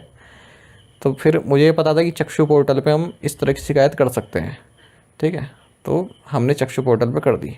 अब बाकी सरकार का है कि वो आगे किस तरह का उस पर कार्रवाई करती है नहीं करती है, पर एज अ रिस्पॉन्सिबल सिटीजन और एक पढ़े लिखे इंसान के तौर पर हमें ये सब चीज़ें पता होनी चाहिए। आप लोग तो तैयारी कर रहे हैं तो आपको इन सब चीज़ों से पता होना चाहिए कि किस चीज़ की शिकायत हम कहाँ कर सकते हैं, ठीक है। कौन कौन सी हमारे पास हेल्पलाइन है ताकि हम किसी को बता सकें। With which country did India recently sign MOU to enhance cooperation in the field of tourism? Bharat ने हाल ही में पर्यटन के क्षेत्र में सहयोग बढ़ाने के लिए किस देश के साथ समझौता ज्ञापन पर हस्ताक्षर किए हैं? सही आंसर ऑप्शन सी मलेशिया है। आपको जानना चाहिए भारत और मलेशिया ने मेमोरेंडम ऑफ अंडरस्टैंडिंग साइन किया है, जिसके तहत दोनों ही देश टूरिज्म के क्षेत्र में अपनी जो कोऑपरेशन है, जो सहयोग है, उसे आगे बढ़ाएंगे। मलेशिया में बहुत लोग जाते हैं भारत के, लगभग सबसे ज़्यादा जो टूरिस्ट हैं मलेशिया में भारत से ही जाते होंगे। स्टार्टिंग के टॉप 3 कंट्रीज़ में तो भारत ही होगा। Minister of tourism and culture कौन है? Gajendra Singh Shekhawat. Who has been nominated as a director on the central board of the reserve bank of India by the central government? केंद्र सरकार द्वारा भारतीय रिजर्व बैंक के केंद्रीय बोर्ड में निदेशक के रूप में किसे नामित किया गया है? सही आंसर ऑप्शन डी है नागराजू मदिराला। सेंट्रल गवर्नमेंट ने नागराजू मदिराला, जो कि सेक्रेटरी हैं department of financial services, ministry of finance, government of India में, इन्हें director on the central board of reserve bank of India nominate किया है डॉक्टर विवेक जोशी के बदले। बाकी आप जानते हैं जो सेंट्रल बोर्ड ऑफ डायरेक्टर्स हैं रिजर्व बैंक ऑफ इंडिया का इस तरह से है। श्री शक्तिकांत दास गवर्नर हैं, फिर 4 डिप्टी गवर्नर्स हैं, MD Patra, MR Rao, T Ravishankar और स्वामीनाथन जी। For quarter first 2024-25, what was the percentage increase in the All India House Price Index year over year? 2024-25 first quarter के लिए अखिल भारतीय आवास मूल्य सूचकांक में साल दर साल कितने प्रतिशत की वृद्धि हुई? सही आंसर ऑप्शन बी है 3.3%। देखिए रिजर्व बैंक ऑफ इंडिया अपना क्वार्टरली हाउस प्राइस इंडेक्स जारी किया है, जिसका बेस ईयर 2010-11 है और ये 2024-25 के फर्स्ट क्वार्टर के लिए लॉन्च किया है। 10 मेजर सिटीज़ से डाटा यहाँ पर कलेक्ट किया जाता है। तो all India house price index ये 3.3% बढ़ा है फर्स्ट क्वार्टर में 2024-25 के। अगर हम इसे कंपेयर करें 4.1% था प्रीवियस क्वार्टर में और 5.1% था एक साल पहले। जो एनुअल HPI ग्रोथ है ये वेरी कर रहा है सिटीज़ टू सिटीज़। तो सबसे हाईएस्ट 8.9% रहा कोलकाता में और लोएस्ट रहा -1.7% दिल्ली में। अगर हम सिक्वेंशियल, ठीक है, यानी कि क्वार्टर बेसिस पर देखें तो ऑल इंडिया HPI 1.8% बढ़ा है फर्स्ट क्वार्टर में 2024-25 में 10 सिटीज़ में, और 9 सिटीज़ में जो है हाउस प्राइसेस में राइज देखने को मिला है इस लेटेस्ट क्वार्टर में। Mumbai, Delhi, Chennai, Bengaluru, Ahmedabad, Lucknow, Kolkata, Kanpur and Kochi. Which Indian state government announce the implementation of the Subhadra scheme? किस भारतीय राज्य सरकार ने सुभद्रा योजना लागू करने की घोषणा की? सही आंसर ऑप्शन ए है उड़ीसा। तो आपको जानना चाहिए उड़ीसा गवर्नमेंट, जहाँ के चीफ मिनिस्टर मोहन मांझी हैं, इन्होंने सुभद्रा स्कीम को इम्प्लीमेंट करने का अनाउंसमेंट कर दी, जिसके तहत अगले 5 सालों तक 50,000 रुपये प्रोवाइड किए जाएंगे लगभग 1 करोड़ महिलाओं को, जो 21 से 60 साल के बीच की होंगी। ठीक है, तो पर एनम 10,000 रुपये दिए जाएंगे 2 इंस्टॉलमेंट्स में। 5,000 तो दिए जाएंगे राखी पूर्णिमा पर, 5,000 दिए जाएंगे इंटरनेशनल वीमेंस डे पर 8 मार्च को। टोटल आउटले इस स्कीम कितनी है? 55,825 करोड़। सुभद्रा स्कीम जो है बीजेपी गवर्नमेंट का जो हाल ही में इलेक्शन हुए थे लेजिस्लेटिव असेंबली के, उसका एक पोल प्रॉमिस था। और आप सभी जानते हैं कि 24 साल का जो रूल था नवीन पटनायक का, ठीक है, वो ख़त्म किया है बीजेपी ने। सुभद्रा स्कीम तो आप वैसे भी तुक्का लगा सकते हैं। मान लीजिए एग्ज़ाम में आपको नहीं पता है कि सुभद्रा स्कीम, ठीक है, तो ऑप्शन में उड़ीसा आपने देखा तो आपने देखा कि हाँ पूरी टेम्पल सुभद्रा, तो वहाँ से आप कनेक्ट कर सकते हैं और सही कर सकते हैं। Which team won the 2024 Durand cup? 2024 Durand cup किस टीम ने जीता है? ऑप्शंस आपके सामने हैं। सही आंसर ऑप्शन डी है नॉर्थ ईस्ट यूनाइटेड। आपको जानना चाहिए 2024 डुरंड कप, या फिर आप कहेंगे इंडियन ऑयल डुरंड कप, क्योंकि स्पॉन्सरशिप इंडियन ऑयल ने की है। ये 133वां एडिशन था इस डुरंड कप का, जो कि ओल्डेस्ट फुटबॉल टूर्नामेंट है एशिया में। ये 2024 का Durand cup final north East United ने जीता है। इन्होंने मोहन बगान को हराया है और नॉर्थ ईस्ट यूनाइटेड का ये फर्स्ट एवर जो है टाइटल विनिंग है, मतलब पहली बार इन्होंने कोई ट्रॉफी जीती है अपने इतिहास में। और ये जो फाइनल है ये साल्ट लेक स्टेडियम कोलकाता में खेला गया है। अगर हम अवार्ड्स की बात करें तो गोल्डन ग्लव गुरमीत सिंह को मिला है नॉर्थ ईस्ट यूनाइटेड से। गोल्डन बूट नोआ सदोई को मिला है केरल ब्लास्टर्स से। और गोल्डन बॉल जितिन एमएस को मिला है नॉर्थ ईस्ट यूनाइटेड से। In which category did Indian javelin thrower Sumit Antil win the gold medal at Paris Paralympics? भारतीय भाला फेंक खिलाड़ी सुमित एंटिल ने पेरिस पैरालंपिक में किस श्रेणी में स्वर्ण पदक जीता? सही आंसर ऑप्शन सी है F64। आपको जानना चाहिए star javelin thrower Sumit Antil ये first Indian man and second from our country बन गए हैं जिन्होंने अपना टाइटल डिफेंड किया है पैरालंपिक्स गेम्स में। तो इन्होंने जैवलिन थ्रो की F64 कैटेगरी में गोल्ड मेडल जीता है, साथ ही पैरालंपिक्स रिकॉर्ड भी सेट किया है 70.59 मीटर के साथ। ये सोनीपत हरियाणा से आता है। इन्होंने अपना ही पैरालंपिक रिकॉर्ड को और अच्छा किया है।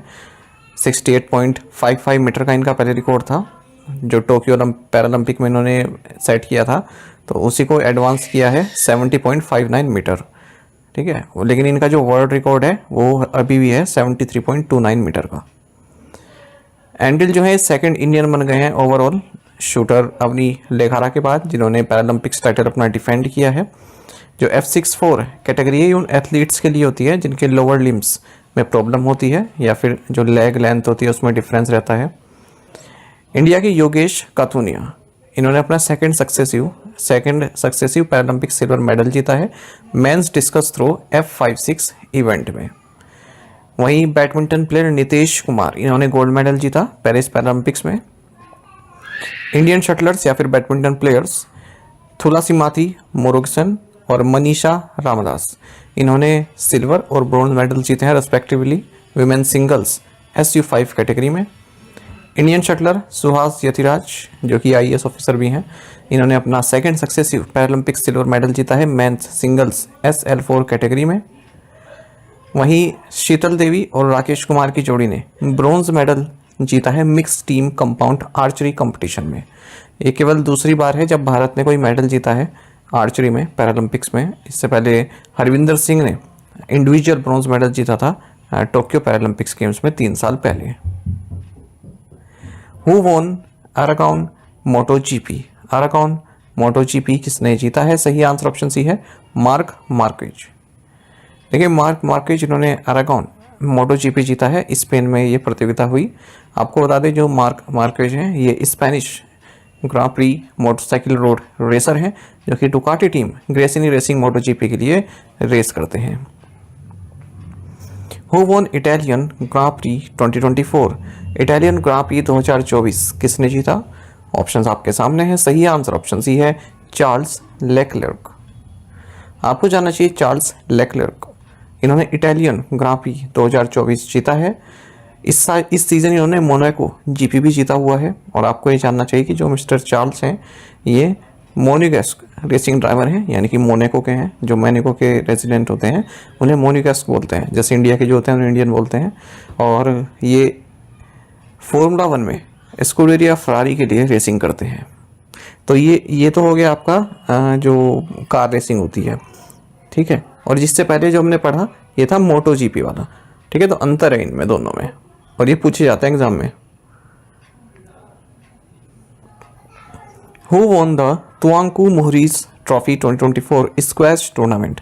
तुआंकू मोहरीज ट्रॉफी 2024 स्क्वैश टूर्नामेंट किसने जीता? सही answer option B Abhay Singh. देखिए आप एक बात याद रखिएगा, अभय सिंह किस खेल से संबंधित है ये आपसे एग्जाम में पूछे जाने की संभावना है क्योंकि पूरे साल भर ये काफ़ी चर्चा में रहे, ठीक है। इन्होंने टाइटल्स जीते हैं। तो तुआंकू मोहरीज ट्रॉफी 2024 स्क्वैश टाइटल ये अभय सिंह ने जीता है।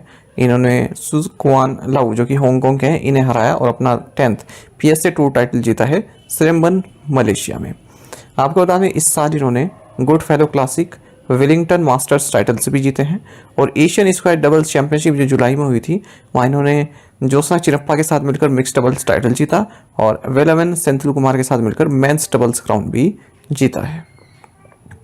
वहीं आपको जानना चाहिए एक और sports news, Asian cadet and junior judo championships जो कि साउथ कोरिया में हुई है मोंगियोंग में, यहाँ इंडिया की हिमांशी टोकास, इन्होंने सिल्वर मेडल जीता है विमेंस 63 किलोग्राम इवेंट में। Which event did Aarti win a bronze medal in at the world under 20 athletics championships? विश्व अंडर 20 एथलेटिक्स चैंपियनशिप में आरती ने किस स्पर्धा में कांस्य पदक जीता? ऑप्शंस आपके सामने हैं और सही आंसर ऑप्शन डी रहेगा विमेंस 10,000 मीटर रेस वॉक। आपको जानना चाहिए वर्ल्ड अंडर 20 एथलेटिक्स चैंपियनशिप, यहाँ पर भारत की आरती ने ब्रॉन्ज मेडल जीता है विमेंस 10,000 मीटर रेस वॉक में। लीमा पेरू में ये प्रतियोगिता हुई है। तो इन्होंने 44 मिनट 39.39 सेकंड्स लिए हैं और थर्ड पोजीशन पर रही हैं। चाइनीज रेस वॉकर जुआमा बेमा, इन्होंने गोल्ड मेडल जीता और वहीं जो मेलिंग चेन है इन्होंने सिल्वर मेडल जीता है।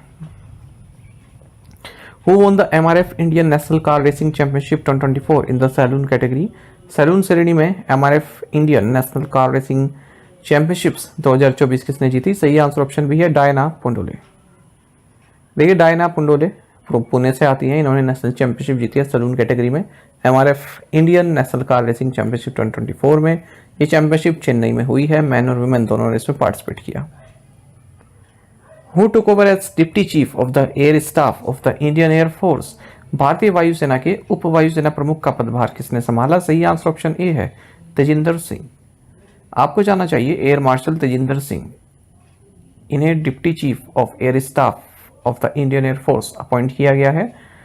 आप जानते हैं कि जो chief of the air staff हैं ये air chief marshal Vivek Ram Chaudhari हैं। और आपको ये फैक्ट भी जानना चाहिए अब तक इंडियन एयरफोर्स में केवल एक ही 5 स्टार रैंक ऑफिसर हुए हैं, इनका नाम है अर्जन सिंह, अब तो नहीं है ये। Who is the chairperson of the supreme court's high powered committee to resolve farmers grievances at the Shambhu border? Shambhu सीमा पर किसानों की शिकायतों को हल करने के लिए सुप्रीम कोर्ट की हाई पावर्ड कमेटी के अध्यक्ष कौन है? सही आंसर ऑप्शन डी है जस्टिस नवाब सिंह।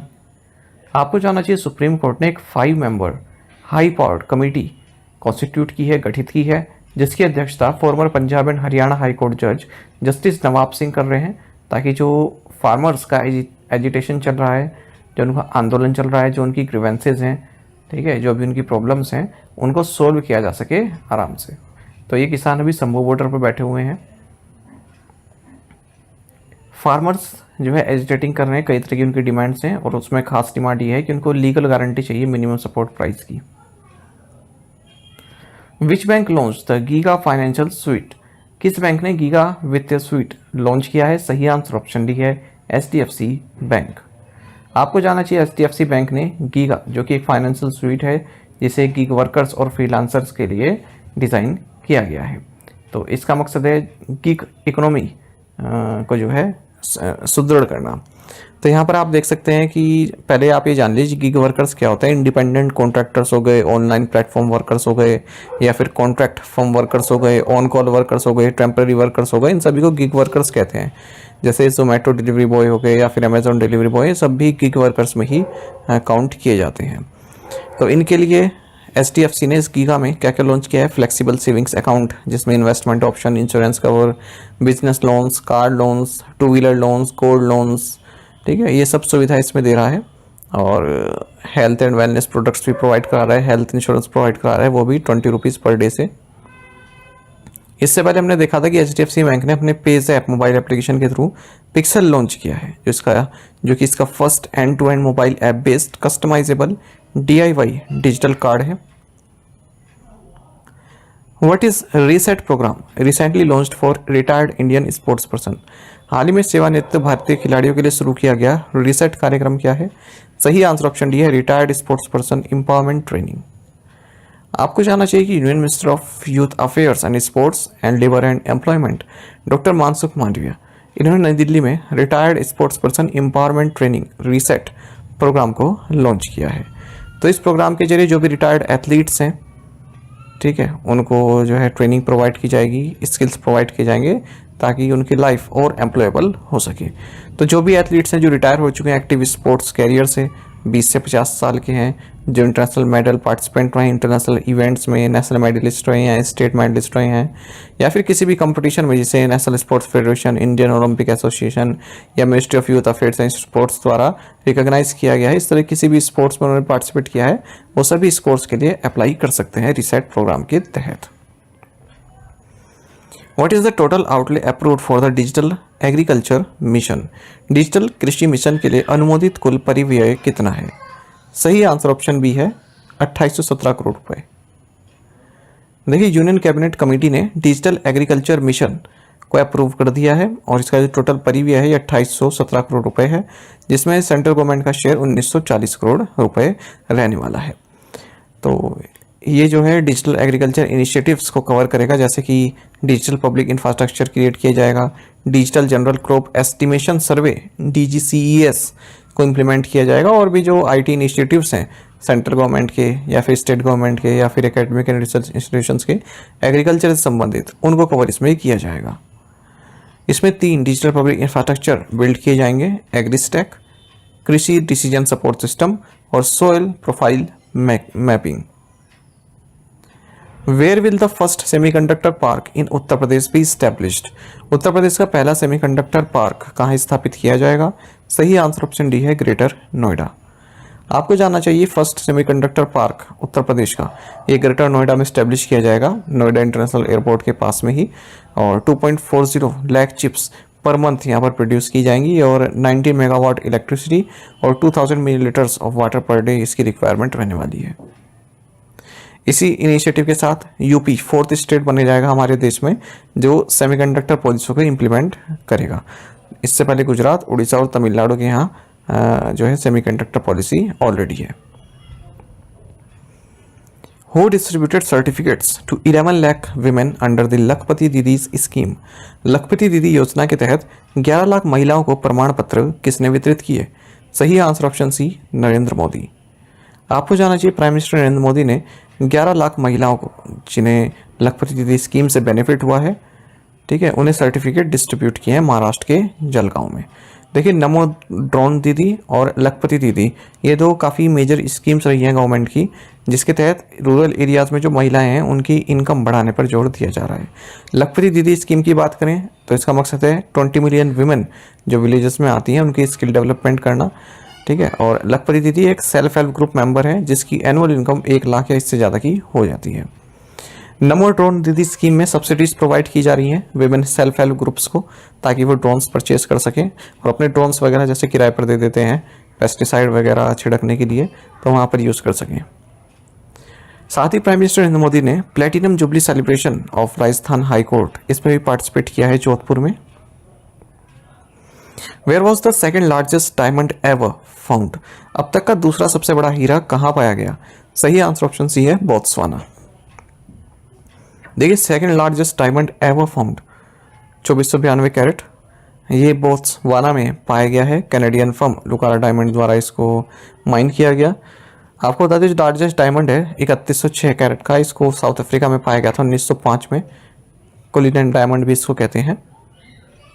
और फिर इसको जो है पीसेस में कट किया गया और जो ब्रिटिश क्राउन ज्वेल्स है उसमें इनकॉर्पोरेट इसको किया गया। Botswana one of the world's biggest producer है डायमंड्स का, लगभग 20% ग्लोबल प्रोडक्शन बोत्सवाना में होता है डायमंड का। Which country recently implemented the right to disconnect law? हाल ही में किस देश ने राइट टू डिस्कनेक्ट कानून लागू किया? सही आंसर ऑप्शन बी ऑस्ट्रेलिया है। देखिए, ऑस्ट्रेलिया ने जो अपने वर्कर्स हैं उन्हें लीगल राइट दिया है राइट टू डिस्कनेक्ट करने का, यानी कि जब ऑफिस टाइम के बाद यदि आपके जो एम्प्लॉयर है वो आपको कॉल वगैरह करता है या फिर किसी भी तरह कॉन्टैक्ट करता है आपसे, तो आप उसको नो कह सकते हैं।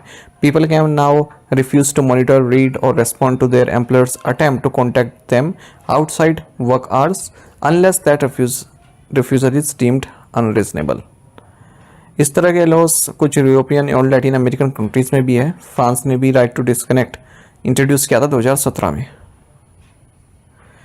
Where is the Kakrapar Atomic Power Station KAPS located, which started operating at its full capacity? Kakrapar परमाणु ऊर्जा स्टेशन कहाँ स्थित है जिसने अपनी पूरी क्षमता पर काम करना शुरू कर दिया है? सही आंसर ऑप्शन ए गुजरात। आपको जानना चाहिए इंडिया का जो सेकंड होम बिल्ड 700 मेगावाट का न्यूक्लियर पावर रिएक्टर है Kakrapar atomic power station KAPS Gujarat, ये अपनी फुल कैपेसिटी पर ऑपरेट करना इसने शुरू कर दिया है। जो इस KAPS की यूनिट 4 है ये अब तक 90% कैपेसिटी पर ऑपरेट कर रही थी और अभी अपनी फुल कैपेसिटी पर 700 मेगावाट पर जो है कार्य कर रही है। आपको बता दें भारत 14 और 700 megawatt nuclear power reactor build कर रहा है सेम डिज़ाइन पर। 2031-32 तक ऑपरेशनल हो जाएंगे। NPCIL प्रेजेंटली 24 रिएक्टर्स को ऑपरेट करता है हमारे देश में, जिनकी टोटल कैपेसिटी 8180 मेगावाट की है, और 8 यूनिट्स जिनकी क्षमता 6800 मेगावाट की है वो अंडर कंस्ट्रक्शन है। इसके अलावा 10 और रिएक्टर्स जिनकी टोटल कैपेसिटी 7000 मेगावाट की होने वाली है, ये प्री प्रोजेक्ट एक्टिविटीज़ में हैं अभी, और लक्ष्य रखा गया है कि 2031 से 32 तक 22,480 मेगावाट की क्षमता हम प्राप्त कर लें न्यूक्लियर पावर कैपेसिटी में। ये डेटा जो है ना काफ़ी महत्वपूर्ण रहता है, एग्जाम में पूछ लिया जाता है कि हमारी कितनी क्षमता है फिलहाल न्यूक्लियर रिएक्टर की, कितना हम करना चाहते हैं 2031-32 तक।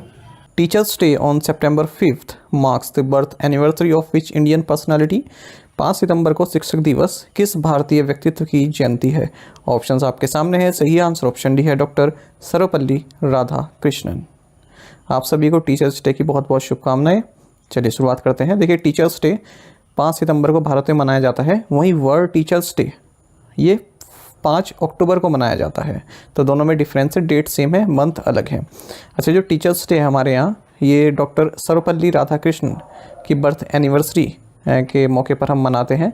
Doctor Sarvepalli Radhakrishnan first vice president थे और सेकंड प्रेसिडेंट रहे भारत के। इन्हें भारत रत्न भी दिया गया, जो कि हाईएस्ट सिविलियन अवार्ड इंडिया में 1954 में, और इनके पास British royal order of merit की ऑनररी मेंबरशिप भी प्राप्त थी 1963 में। 1962 से ही हम 5 सितंबर को टीचर्स डे के तौर पर मना रहे हैं। जो भी टीचर्स हैं उनका जो कंट्रीब्यूशन है उसको एक तरह की ट्रिब्यूट हम देते हैं।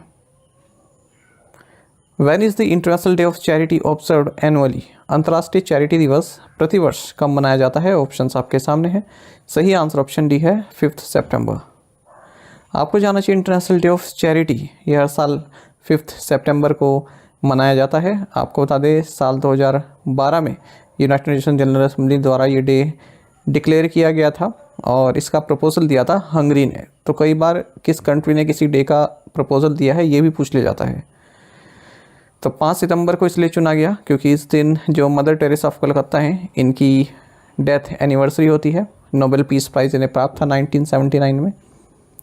Cyclone Asna has formed over the Kutch coast in Gujarat and adjoining areas of Pakistan. Which country gave the name Asna? Gujarat के कच्छ तट और पाकिस्तान के आसपास के इलाकों पर चक्रवाती तूफान असना ने दस्तक दी। असना नाम किस देश ने दिया है? सही आंसर ऑप्शन बी, पाकिस्तान है। आपको जानना चाहिए, इंडियन मेट्रोलॉजिकल डिपार्टमेंट के अनुसार साइक्लोन असना ये कच्छ कोस्ट इन गुजरात और जो एडजॉइनिंग एरिया है पाकिस्तान का, वहाँ पर फॉर्म हुआ है। और आपको बता दें, अगस्त के महीने में 1976 के बाद ये फर्स्ट साइक्लोनिक स्टॉर्म है जो अरेबियन सी में जनरेट हुआ है। जो ये नाम है असना, इसका मतलब है द वन टू बी एक्नोलेज्ड और पेस्ड। इसको पाकिस्तान द्वारा दिया गया है, उर्दू नाम है ये। द इंडियन मेट्रोलॉजिकल डिपार्टमेंट की अगर हम बात करें, ministry of earth sciences government of India के तहत आती है। हेडक्वार्टर्स दिल्ली में है और इसके डायरेक्टर जनरल हैं Mrutyunjay Mohapatra. The Vande Bharat sleeper train set, a first of its kind in India, has been designed and manufactured by BEML, a public sector undertaking under the Defence Ministry. Fill the blank. तो वंदे Bharat sleeper train set रक्षा मंत्रालय के तहत सार्वजनिक क्षेत्र उपक्रम द्वारा design और निर्मित किया गया है। रिक्त स्थान को भरें, तो रिक्त स्थान पर BEML आएगा। देखिए, मिनिस्टर फॉर रेलवेज अश्विनी वैष्णव, इन्होंने इंडिया की फर्स्ट वंदे भारत स्लीपर ट्रेन सेट को हरी झंडी दिखाई है BEML के जो बेंगलोर रेल कॉम्प्लेक्स है यहाँ पर। और ये जो ट्रेन सेट है इसे इंडिजिनसली डिज़ाइन एंड मैन्युफैक्चर किया गया है BEML के द्वारा, जो कि इंडिया की leading trail and metro manufacturer है। साथ ही वैष्णव ने जो नई हैंगर फैसिलिटी है 9.2 एकड़ में फैली हुई BEML के बेंगलोर कॉम्प्लेक्स में ही, इसकी भी आधारशिला रखी और इनोग्रेट किया। Chairman and CEO railway board के सतीश कुमार हैं। Chairman managing director of BEML Shantanu Roy हैं। Vistara will merge with which airline from November 12? 12 नवंबर से विस्तारा का किस एयरलाइन के साथ विलय होगा? ऑप्शंस आपके सामने है। सही आंसर ऑप्शन बी है, एयर इंडिया। आपको जाना चाहिए, विस्तारा एयर इंडिया के साथ मर्ज हो जाएगी 12 नवंबर 2024 से।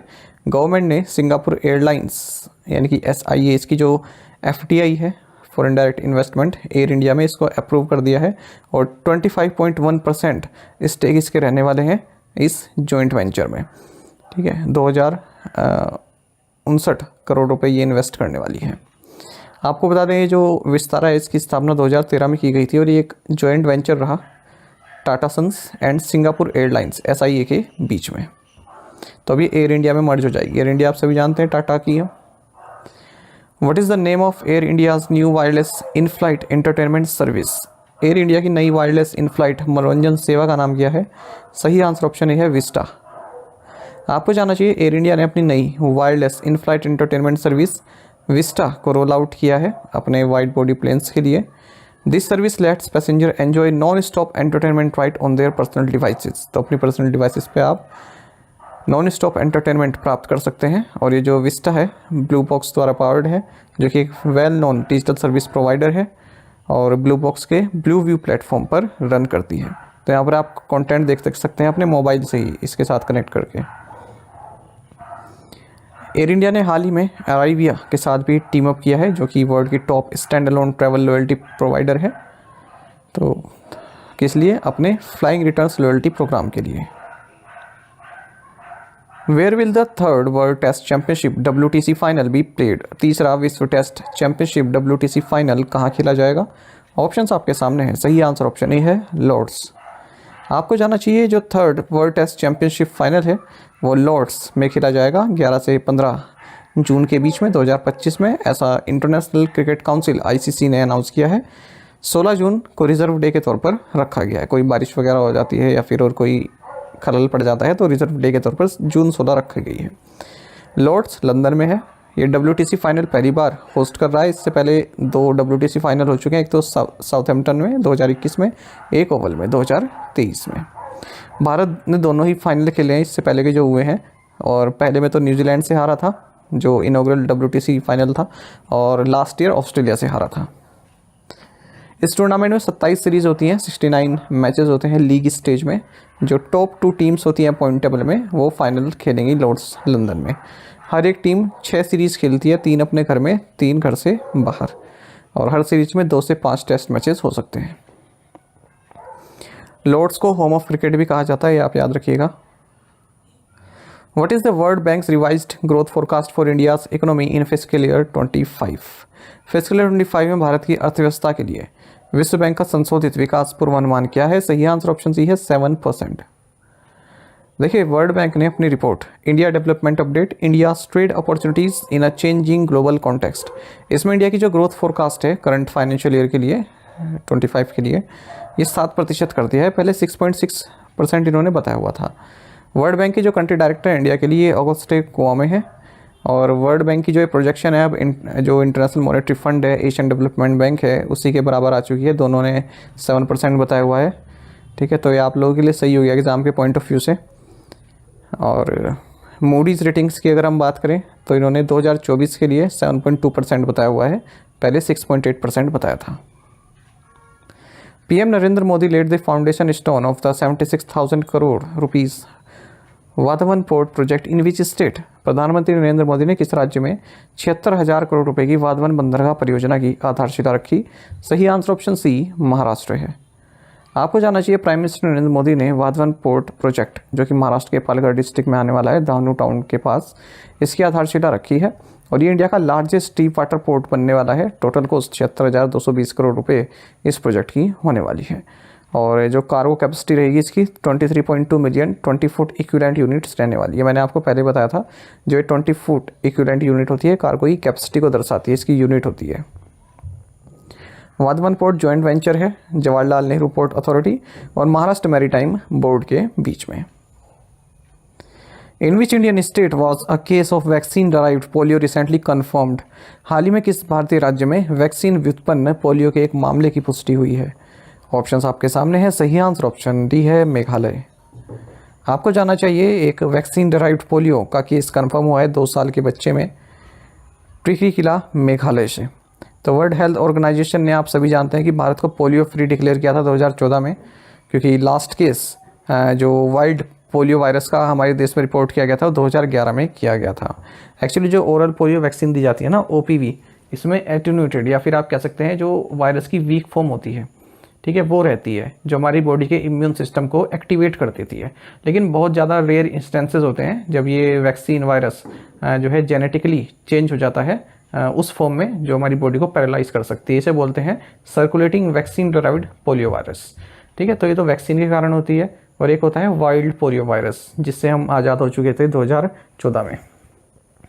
तो सिम्टम्स क्या होते हैं पोलियो वायरस के? Fatigue, fever, headache, vomiting, diarrhoea, constipation, sore throat, neck stiffness, pain, tingling sensation in arms and legs, severe headaches, and sensitivity to light. Which company has recently introduced an advanced AI text to image generator called Amazon 3? हाल ही में किस company ने AI text to image generator Amazon 3 पेश किया है? सही answer option A है Google. देखिए, गूगल की जो डीप माइंड टीम है, इन्होंने Amazon 3 जो कि एक advanced AI text to image generator है, इसको रोल आउट किया है। यानी कि आपको टेक्स्ट डालना है, जो भी आप कमांड डालेंगे उसकी इमेज बना कर देगा आपको, और फुल HD में बना कर दे सकता है। Directorate general of trade remedies DGTR has recommended imposing an anti dumping duty on aluminium foil from which country? Director general of trade remedies ने किस देश के एल्यूमिनियम फॉइल पर एंटी डंपिंग ड्यूटी लगाने की सिफारिश की है? सही आंसर ऑप्शन बी चाइना है। आपको जानना चाहिए, जो director general of trade remedies है, ministry of commerce and industry के तहत आता है, तो इन्होंने रिकमेंड किया है कि जो एल्यूमिनियम फॉइल्स हम इंपोर्ट करते हैं चाइना से, उन पे एंटी डंपिंग ड्यूटी लगानी चाहिए। क्योंकि ऐसा ऑब्जर्व किया है कि जो हम चाइनीज़ इंपोर्ट कर रहे हैं ये फॉइल, इसने 30% इंडियन मार्केट को कैप्चर किया हुआ है, जबकि हमारी जो डोमेस्टिक कैपेसिटी है वो सफिशिएंट है यहाँ की पूर्ति पूरी करने के लिए। Anti-dumping investigations are conducted by countries to determine whether domestic industries have been harmed due to a surge in cheap imports. The Ministry of Finance make the final decision on whether to impose duties. Anti-dumping duty हम किसी product पर तब लगाते हैं जब कोई country दूसरे देश में जो दूसरे देश की जो घरेलू इंडस्ट्री है उससे कम प्राइस पर अपना सामान एक्सपोर्ट करती है। मान लीजिए हम हैं यहाँ पर, तो हमारे यहाँ जो एल्युमिनियम फॉइल है, ठीक है, लेट्स से हमारे यहाँ बिक रहा है 100 रुपये का, हम चाइना से हमारे पास इंपोर्ट हो रहा है 80 रुपये का। ठीक है, तो चाइना के जो फॉइल है वो काफ़ी हमारे यहाँ पर मार्केट कैप्चर कर लेगा। ठीक है, तो जो लोकल सप्लाई है वो तो बिल्कुल टूट ही जाएगी। तो सरकार क्या करती है, उस पर एंटी डंपिंग ड्यूटी लगाती है। तो 80 रुपये है, फिर उस पर और 20 रुपये का टैक्स लगा दिया, तो वो 100 रुपये बराबर आ गया जो हमारे यहाँ की इंडस्ट्री है। ठीक है, तो बराबर कंपटीशन फिर चलता है।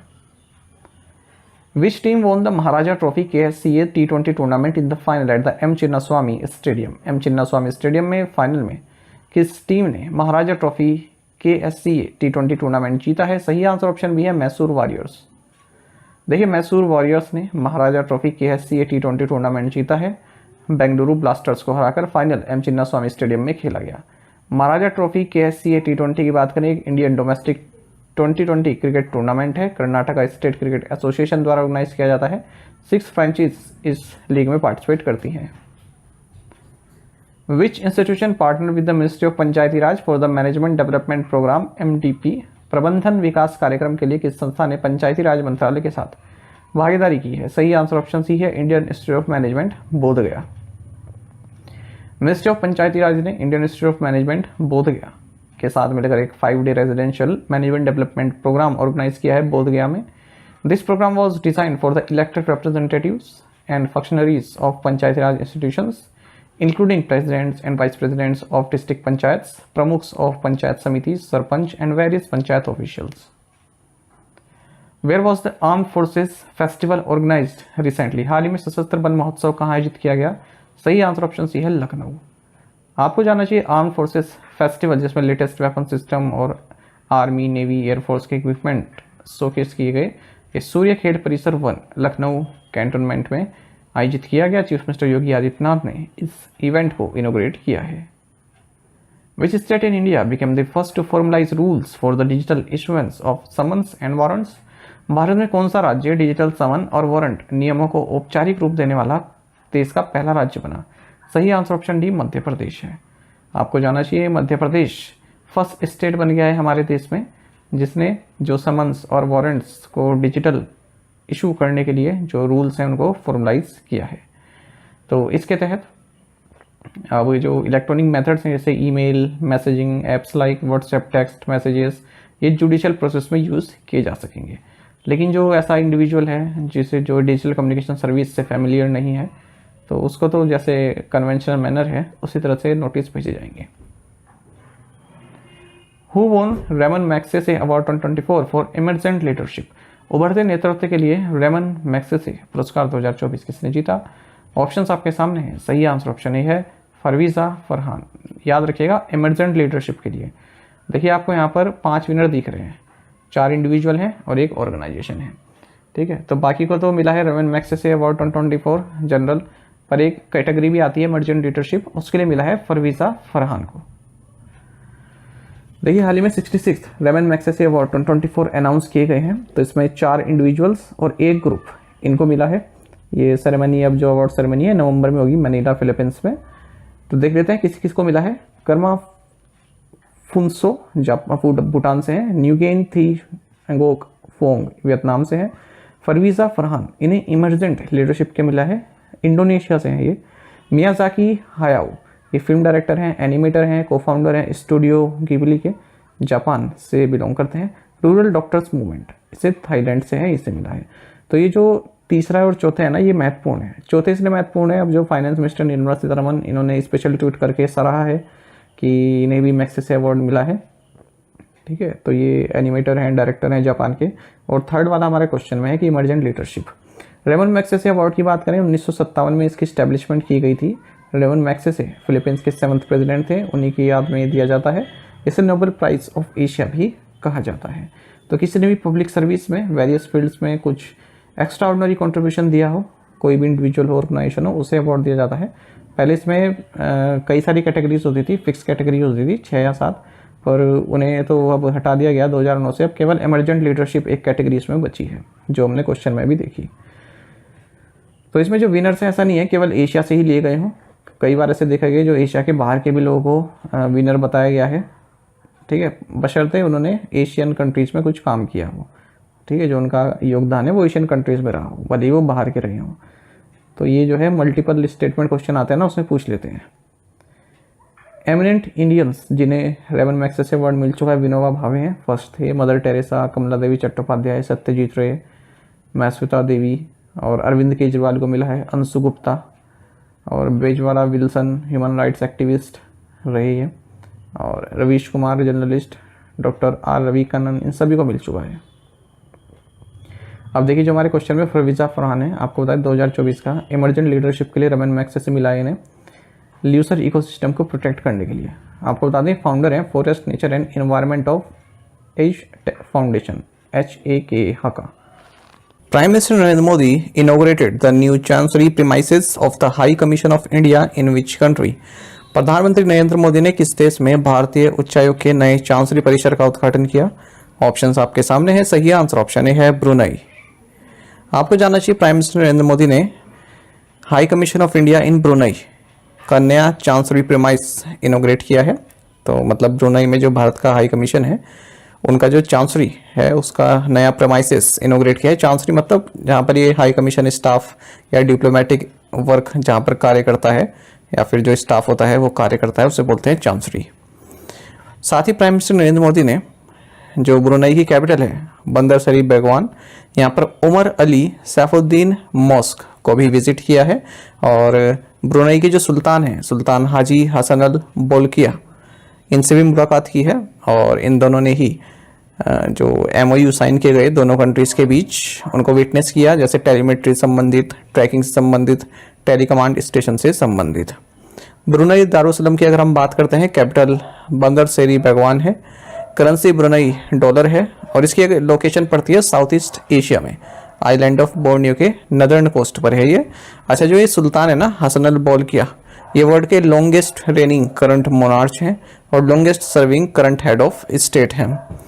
आप देखिएगा ब्रुनई के बारे में एक चैनल है परमवीर पैसेंजर नाम से, तो उस पर देखिएगा आप वीडियोस। हाल ही में मेरे ख्याल से 1 महीने पहले डाली थी ब्रुनई विजिट की, तो आपको काफ़ी कुछ जानने के लिए मिलेगा इस देश के बारे में ना। छोटा सा देश है और पूरी इकोनॉमी ऑयल पर डिपेंड है, इन्हें विजिटर भी नहीं चाहिए, कुछ नहीं चाहिए, ऑयल से ही। और सरकार पे इतना पैसा है कि ये फ्री में इलाज प्रोवाइड कराती है कोई भी सिटीजन हो, क्योंकि जनसंख्या भी कम है।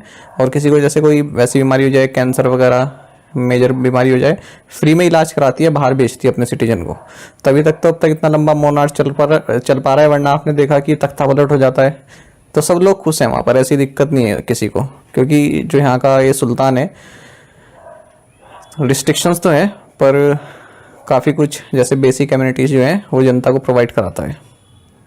The pollution control vessel Samudra Pratap has been build by which company? प्रदूषण नियंत्रण पोत समुद्र प्रताप किस कंपनी द्वारा निर्मित किया गया है? ऑप्शंस आपके सामने हैं। सही आंसर ऑप्शन ए है गोवा शिपयार्ड लिमिटेड। आपको जाना चाहिए रक्षा राज्य मंत्री संजय सेठ, इन्होंने first indigenously built pollution control vessel जिसका नाम समुद्र प्रताप है, इसको लॉन्च किया है गोवा में। इस शिप को बिल्ड किया गया है गोवा शिपयार्ड लिमिटेड द्वारा इंडियन कोस्ट गार्ड के लिए। तो ये जो वेसल है, जो ऑयल स्पिलेज हो जाता है सी कोस्ट में, ठीक है, तो उसको चेक करेगा, और नीता सेठ ने ये नाम दिया है समुद्र प्रताप इसका। Who heads the committee formed to investigate the damage to the statue of Chhatrapati Shivaji Maharaj at Rajkot Fort, Sindhudurg? Sindhudurg के राजकोट किले में छत्रपति शिवाजी महाराज की प्रतिमा को हुई क्षति की जांच के लिए गठित समिति की अध्यक्षता कौन कर रहा है? सही आंसर ऑप्शन है इंडियन नेवी। आपको जाना चाहिए एक जॉइंट टेक्निकल कमेटी जिसकी अध्यक्षता इंडियन नेवी कर रही है, और उसमें महाराष्ट्र गवर्नमेंट और टेक्निकल एक्सपर्ट्स भी शामिल हैं। तो ये कमेटी बनाई गई है, और आप जानते होंगे हाल ही में जो छत्रपति शिवाजी महाराज का स्टैचू है राजकोट फोर्ट सिंधुदुर्ग महाराष्ट्र में, वो डैमेज हो गया, गिर गया, ठीक है, एक्सेप्शनल वेदर कंडीशन कारण बताए जा रहे हैं, तो उसकी जांच की जाएगी। इस स्टैचू को अनवील किया गया था 4 दिसंबर 2023 को नेवी डे सेलिब्रेशन के तौर पर। और जो मराठा नेवी है, आप सभी जानते हैं छत्रपति शिवाजी महाराज का एक कितना बड़ा नाम है, ठीक है, और नेवी में किस तरह की उनकी कमांड रही है डिफेंस और सिक्योरिटी में, तो उसी को देखते हुए ये स्टैचू अनवील किया गया था। In which district of Rajasthan was the Vishanu Yuddh अभ्यास मॉक ड्रिल कंडक्टेड? विषाणु युद्ध अभ्यास मॉक ड्रिल राजस्थान के किस जिले में आयोजित की गई? सही आंसर ऑप्शन है अजमेर है। आपको जानना चाहिए कि नेशनल वन हेल्थ मिशन के तहत एक कॉम्प्रिहेंसिव नेशनल मॉक ड्रिल जिसका नाम विषाणु युद्ध अभ्यास है, यानी कि वायरस फॉर एक्सरसाइज, ये अजमेर राजस्थान में कंडक्ट की गई है, ताकि जो पैंडेमिक प्रिपेयर्डनेस है उसको असेस किया जा सके। यदि कोई पैंडेमिक आती है आगे, तो किस तरह से हमारा रिस्पॉन्स रहना चाहिए। तो ये exercise basically national joint outbreak response team जो है, तो उससे संबंधित ही उसकी किस तरह की तैयारी है, अगर कोई जीनोटिक डिजीज आउटब्रेक होता है आने वाले टाइम में, तो किस तरह से हम तैयार हैं। आगे बढ़ने से पहले आप सभी को बहुत बहुत शुक्रिया।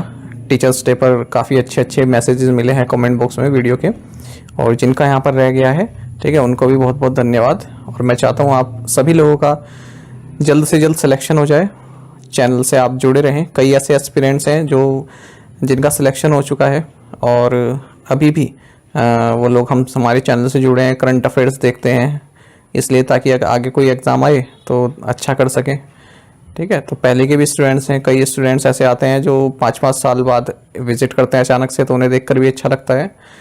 तो आप लोग इसी तरह से जुड़े रहिए, और मेरी बेस्ट विशेस आप सभी के साथ हैं। जल्दी आप लोग अपना सिलेक्शन लें। What is the name of the project launched by the Indian Army to support defense pensioners and veterans? रक्षा पेंशनरों और पूर्व सैनिकों का समर्थन करने के लिए भारतीय सेना द्वारा शुरू की गई परियोजना का नाम क्या है? सही आंसर ऑप्शन बी है प्रोजेक्ट नमन। आपको जानना चाहिए इंडियन आर्मी ने प्रोजेक्ट नमन का फर्स्ट फेज लॉन्च कर दिया। इस मौके पर जनरल उपेंद्र द्विवेदी जो कि chief of the army staff हैं, और सुनीता द्विवेदी जो कि प्रेसिडेंट हैं आर्मी वाइफ्स वेलफेयर एसोसिएशन की, ये भी मौजूद रही हैं। तो प्रोजेक्ट नमन में क्या है, जो स्पर्श सिस्टम यानी कि सिस्टम फॉर पेंशन एडमिनिस्ट्रेशन रक्षा, इसको इम्प्लीमेंटेशन से संबंधित है, डिजिटल पेंशन सिस्टम से संबंधित है। जो भी डिफेंस पेंशनर्स हैं, जो भी उनको फैसिलिटी दी जाती है, ठीक है, उन सबको स्ट्रीमलाइन किया जाए, इंटीग्रेट किया जाए, और जो उनके नेक्स्ट ऑफ किन हैं, जैसे कोई शहीद हो जाते हैं, ठीक है, तो सारी सुविधाएं उनके नेक्स्ट ऑफ किन को प्राप्त हो आसानी से, उसी से संबंधित है project Naman. Where will the approved semiconductor unit by Kaynes Semicon Private Limited be set up? Kaynes Semicon Private Limited द्वारा अनुमोदित सेमीकंडक्टर इकाई कहाँ स्थापित की जाएगी? सही आंसर ऑप्शन बी है सनंद। आपको जानना चाहिए यूनियन कैबिनेट ने Kaynes Semicon प्राइवेट लिमिटेड का प्रपोजल अप्रूव कर दिया है, जिसके तहत ये सनंद गुजरात में एक सेमीकंडक्टर यूनिट को सेटअप करेगी। आपको बता दें 5th सेमीकंडक्टर यूनिट होने वाली हमारे देश में, जिसे इंडिया सेमीकंडक्टर मिशन के तहत अप्रूव किया गया है और दूसरी सनंद में होगी है। ठीक है, तो ओवरऑल 5th है और सनंद में कौन सी है, दूसरी। तो यहाँ पर 3300 करोड़ रुपए की इन्वेस्टमेंट की जाएगी और 60 लाख चिप्स पर डे ये लोग प्रोड्यूस करने वाले हैं। आपको जाना चाहिए जो programme for development of semiconductors and display manufacturing ecosystem India है, इसको 21/12/2021 को नोटिफाई किया गया था। टोटल आउटले 76,000 करोड़ रुपए रही थी। जून 2023 में यूनियन कैबिनेट ने पहला प्रपोजल अप्रूव किया था सेमीकंडक्टर यूनिट सेटअप करने का सरंद गुजरात में। फरवरी 2024 में जो है 3 नई सेमीकंडक्टर यूनिट्स अप्रूव की गई। टाटा इलेक्ट्रॉनिक सेटअप कर रहा है सेमीकंडक्टर यूनिट ढोलेरा गुजरात में और एक सेमीकंडक्टर यूनिट मोरीगांव असम में। वहीं सीजी पावर एक सेमीकंडक्टर यूनिट सेटअप कर रही है सनंद गुजरात में।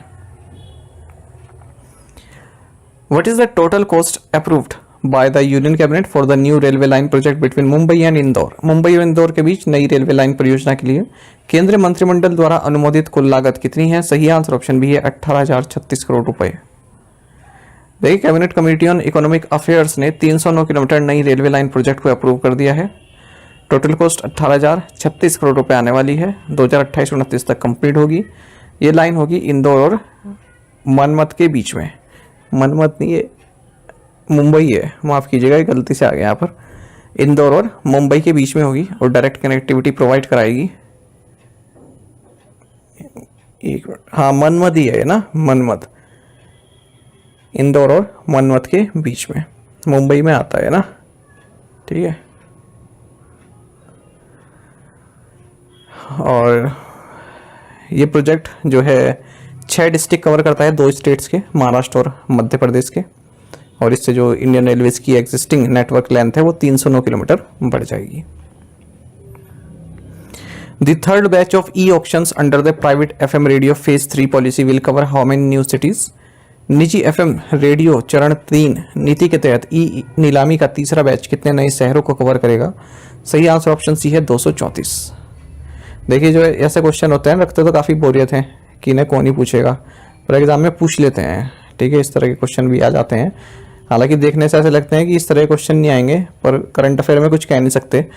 अब क्वेश्चन पेपर टफ बनाना है तो यहाँ से पूछ लेगा, क्योंकि ज़्यादातर लोग स्किप करके जाते हैं इस तरह के क्वेश्चंस। तो यूनियन कैबिनेट ने जो third batch of ascending E auctions है उसको अप्रूव कर दिया है। इसके तहत 730 चैनल्स ओपन किए जाएंगे 234 नई सिटी में और 784.87 करोड़ रुपए की जो है आउटले रहने वाली है private FM radio phase 3 policy के तहत। साथ ही कैबिनेट ने जो चार्ज एनुअल लाइसेंस फ़ी है, जो एनुअल लाइसेंस फ़ी है उसको रखा है इन FM चैनल्स के लिए 4% of their gross revenue. GST उसमें इंक्लूड नहीं है। Maximum of 100 channels are to be provided in 32 cities और टाउन्स ऑफ उत्तर प्रदेश। सबसे ज़्यादा उत्तर प्रदेश में प्रोवाइड किए जाएंगे 100 चैनल्स, के बाद फिर 68 आंध्र प्रदेश में, फिर 61 मध्य प्रदेश में, फिर 59 राजस्थान में। By what percentage did the combined index of 8 core industries increase in July 2024 compared to July 2023? जुलाई 2024 में 8 प्रमुख उद्योगों के संयुक्त सूचकांक में जुलाई 2023 की तुलना में कितने प्रतिशत की वृद्धि हुई? सही आंसर ऑप्शन सी है 6.1%। देखिए, जो combined index of 8 core industries है ये 6.1% बढ़ा है जुलाई 2024 में, अगर हम जुलाई 2023 से इसको कंपेयर करते हैं। स्टील, इलेक्ट्रिसिटी, कोल, रिफाइनरी प्रोडक्ट्स, सीमेंट, फर्टिलाइजर्स, इनमें पॉजिटिव ग्रोथ देखी गई जुलाई 2024 में। तो ये इंडेक्स ऑफ 8 कोर इंडस्ट्रीज़ है ICI। तो ये जो 8 कोर इंडस्ट्रीज़ है हमारी, जैसे cement, coal, crude oil, electricity, fertilisers, natural gas, refinery products and steel, इनका कंबाइंड और जो इंडिविजुअल परफॉर्मेंस है प्रोडक्शन की उसको मेजर करता है। और जो इंडेक्स ऑफ इंडस्ट्रियल प्रोडक्शन है उसमें 40.27% वेटेज इन 8 कोर इंडस्ट्रीज़ का होता है। तो जो फाइनल ग्रोथ रेट रहा इन 8 कोर इंडस्ट्रीज की अप्रैल 2024 के लिए वो 6.9% रही है। तो पहले तो प्रोविजनल आंकड़े आते हैं, फिर कुछ टाइम बाद उनके जो परमानेंट आंकड़े हैं, जो पक्के आंकड़े हैं वो आते हैं। तो अप्रैल 2024 के लिए 6.9 है और जो ये जुलाई के लिए देखा हमने 6.1, ये प्रोविजनल है अभी। Which Indian navy frigate conducted a maritime partnership exercise with the Spanish navy's patrol boat? भारतीय नौसेना की किस फ्रिगेट ने स्पेनिश नौसेना की गश्ती जहाज के साथ समुद्री साझेदारी अभ्यास किया? सही आंसर ऑप्शन ए है INS तबर। तो इंडियन नेवी फ्रिगेट INS तवा इसने मैरीटाइम पार्टनरशिप एक्सरसाइज की है स्पेन नेवी का जो पेट्रोल बोट है अताल्या इसके साथ मेडिटेरियन सी में। और कई तरह की एक्सरसाइज हुई इसमें, जैसे station keeping, replenishment, at sea approaches, flying exercise, steam past, photo ex serials, ये सभी। What is the name of the scheme introduced by the CBDT in 2022 for resolving income tax disputes? CBDT द्वारा 2022 में आयकर विवादों के समाधान के लिए शुरू की गई योजना का नाम क्या है? सही आंसर ऑप्शन डी है, डिस्प्यूट रेजोल्यूशन स्कीम, EDRS। देखिए, central board of direct taxes ने डिस्प्यूट रेजोल्यूशन स्कीम 2022 इसको इंट्रोड्यूस किया है ताकि जो टैक्स पेयर्स के साथ जो इनकम टैक्स डिस्प्यूट है उसको जो है रिजॉल्व किया जा सके। तो इस स्कीम का मकसद है जो लिटिगेशन है उसको रिड्यूस किया जाए और जो भी टैक्स पेयर्स के साथ जो डिस्प्यूट चल रहा है उसको तेज़ी से और कॉस्ट इफेक्टिव तरीके से रिजॉल्व किया जाए। ये initiative section 245 MA of the income tax act 1961 के तहत इस्टेब्लिश किया गया है और इसमें टैक्स पेयर्स को अलाउ किया जाएगा कि अपने डिस्प्यूट्स इलेक्ट्रॉनिकली रिजॉल्व कर सकते हैं डिस्प्यूट रेजोल्यूशन कमिटीज के थ्रू।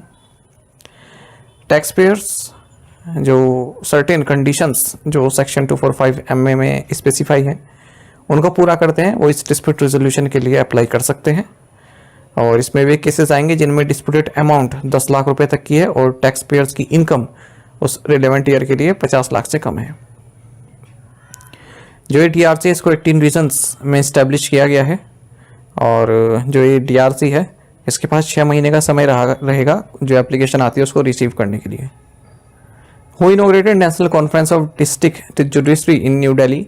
नई दिल्ली में जिला न्यायपालिका के राष्ट्रीय सम्मेलन का उद्घाटन किसने किया है? सही answer option A, Narendra Modi. आपको जानना चाहिए कि प्राइम मिनिस्टर नरेंद्र मोदी ने national conference of district judiciary को इनोग्रेट किया है भरत मंडपम न्यू दिल्ली में। साथ ही इन्होंने स्टैम्प एंड कॉइन भी अनवेल किया सुप्रीम कोर्ट के 75 साल पूरे होने के उपलक्ष्य में। Supreme court chief justice doctor DY Chandrachud, minister of law and justice and parliamentary affairs Arjun Ram Meghwal भी इस मौके पर मौजूद रहे। What is the total outlay for the 7 schemes approved by the Union Cabinet to improve farmers' lives? किसानों का जीवन और आजीविका सुधारने के लिए केंद्रीय मंत्रिमंडल द्वारा अनुमोदित 7 योजनाओं का कुल परिव्यय क्या है? सही आंसर ऑप्शन डी है, 14,235.30 करोड़ रुपए। देखिए, यूनियन कैबिनेट ने 7 स्कीम अप्रूव की हैं जो फार्मर्स की इनकम है उसको इम्प्रूव करने के लिए और इनकी इनकम बढ़ाने के लिए। टोटल इनके जो परिव्यय होने वाला है इन 7 स्कीम का 14,235.30 करोड़ होने वाला है। तो पहली इसमें स्कीम है डिजिटल एग्रीकल्चर मिशन 2817 करोड़ के साथ, जिसमें 2 फाउंडेशनल पिलर्स हैं, एग्रीस्टैक और कृषि डिसीजन सपोर्ट सिस्टम। दूसरा है crop science for food and nutritional security 3979 crore रुपए के आउटले के साथ। Strengthening agriculture education management and social sciences 2291 crore रुपए के साथ ये स्कीम लॉन्च की गई है। Sustainable livestock health and production 1702 crore रुपए।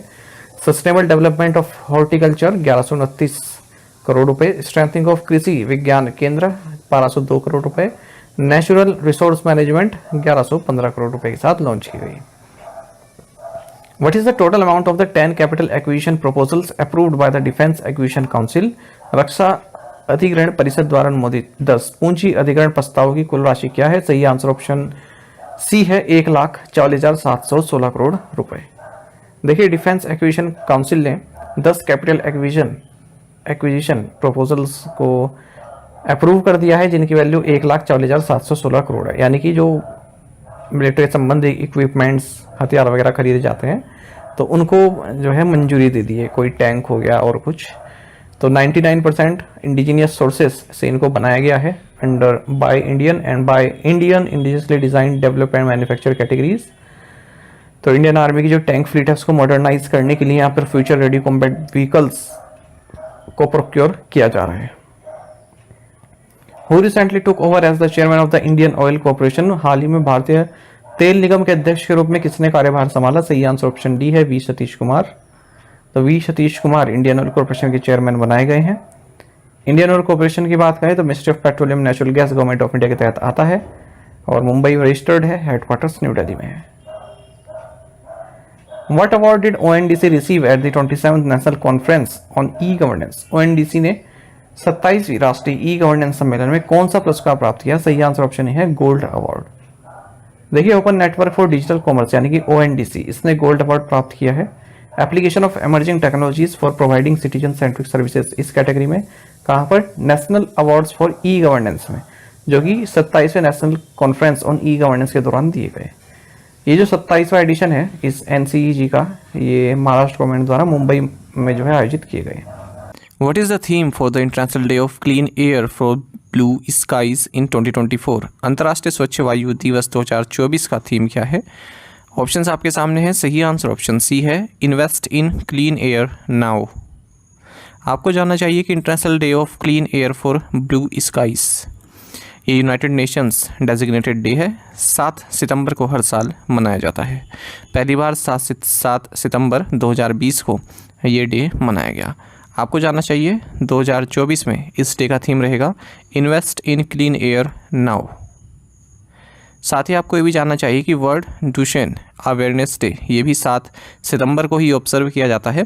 आपको जानना चाहिए जो ये डुशेन मस्कुलर डिस्ट्रोफी है, ये एक रेयर प्रोग्रेसिव डिसऑर्डर है। प्रोग्रेसिव यानी कि बढ़ता ही जाता है ये जो डिजीज़ है, और जो मसल प्रोडक्टिंग प्रोटीन है उसकी कमी होती है इस डिसऑर्डर में, और जो डायस्ट्रोफिन प्रोड्यूस करने वाला जीन होता है उसमें फॉल्ट होता है। और ये किस कारण होता है? जो एक्स क्रोमोसोम है उसमें म्यूटेशन के कारण, एक तरह का म्यूटेशन उसमें होता है, तो उसके कारण ये डिजीज़ होती है। इसलिए मेल्स अफेक्टेड रहते हैं इस डिजीज़ से या डिसऑर्डर से। International day of police cooperation ये भी 7 सितंबर को ही सेलिब्रेट किया जाता है। Whom did the BCCI appoint as a selector of the men's cricket team? BCCI ने किसे पुरुष क्रिकेट टीम का चयनकर्ता नियुक्त किया है? ऑप्शंस आपके सामने हैं। सही आंसर ऑप्शन ए है, अजय रात्रा। आपको जानना चाहिए BCCI ने farmer India wicket keeper Ajay रात्रा, इन्हें मेंस क्रिकेट टीम का सेलेक्टर नियुक्त किया है, और सलील अंकोला को रिप्लेस कर रहे हैं ये इस 5 मैन पैनल में। कन्वेंशन के हिसाब से अब जितने भी 5 सेलेक्टर्स हैं वो अलग अलग जोन्स को रिप्रेजेंट करते हैं, और रात्रा नॉर्थ जोन को प्रेजेंट कर रहे हैं। जो ये मैन सिलेक्शन कमेटी है इसके अध्यक्ष आप सभी जानते हैं अजीत अगरकर हैं। साथ ही आपको जानना चाहिए इंग्लैंड ने जो ब्रेंडन मैकुलम है न्यूजीलैंड के फॉर्मर बैट्समैन, इन्हें ऑल फॉर्मेट हेड कोच नियुक्त किया है मेंस टीम का। पहले टेस्ट कोच थे, अब इन्हें सभी फॉर्मेट का कोच नियुक्त कर दिया है। Where did the maiden joint commanders conference JCC commence? प्रथम संयुक्त कमांडर सम्मेलन कहाँ शुरू हुआ? सही आंसर ऑप्शन सी है, लखनऊ। आपको जानना चाहिए पहला जॉइंट कमांडर्स कॉन्फ्रेंस JCC ये लखनऊ में हुआ है। थीम रहा Sashakt and Surakshit Bharat, transforming armed forces. The conference focused on shaping the future of India's military to adapt to the changing operational milieu. Chief of defence staff general Anil Chauhan, chief of the army staff general Upendra Dwivedi, chief of the naval staff admiral Dinesh Kumar Tripathi, और chief of air staff air chief marshal Vivek Ram Chaudhari इस conference में शामिल रहे। Who launch the new notary portal?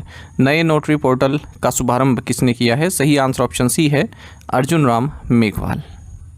आपको जाना चाहिए अर्जुन राम मेघवाल जो कि minister of state ministry of law and justice independent charge है, इन्होंने एक नया नोटरी पोर्टल लॉन्च किया है। नोटरी उन्हें कहते हैं जो लीगल प्रोफेशनल्स होते हैं और डॉक्यूमेंट साइन करने के लिए ऑथराइज रहते हैं।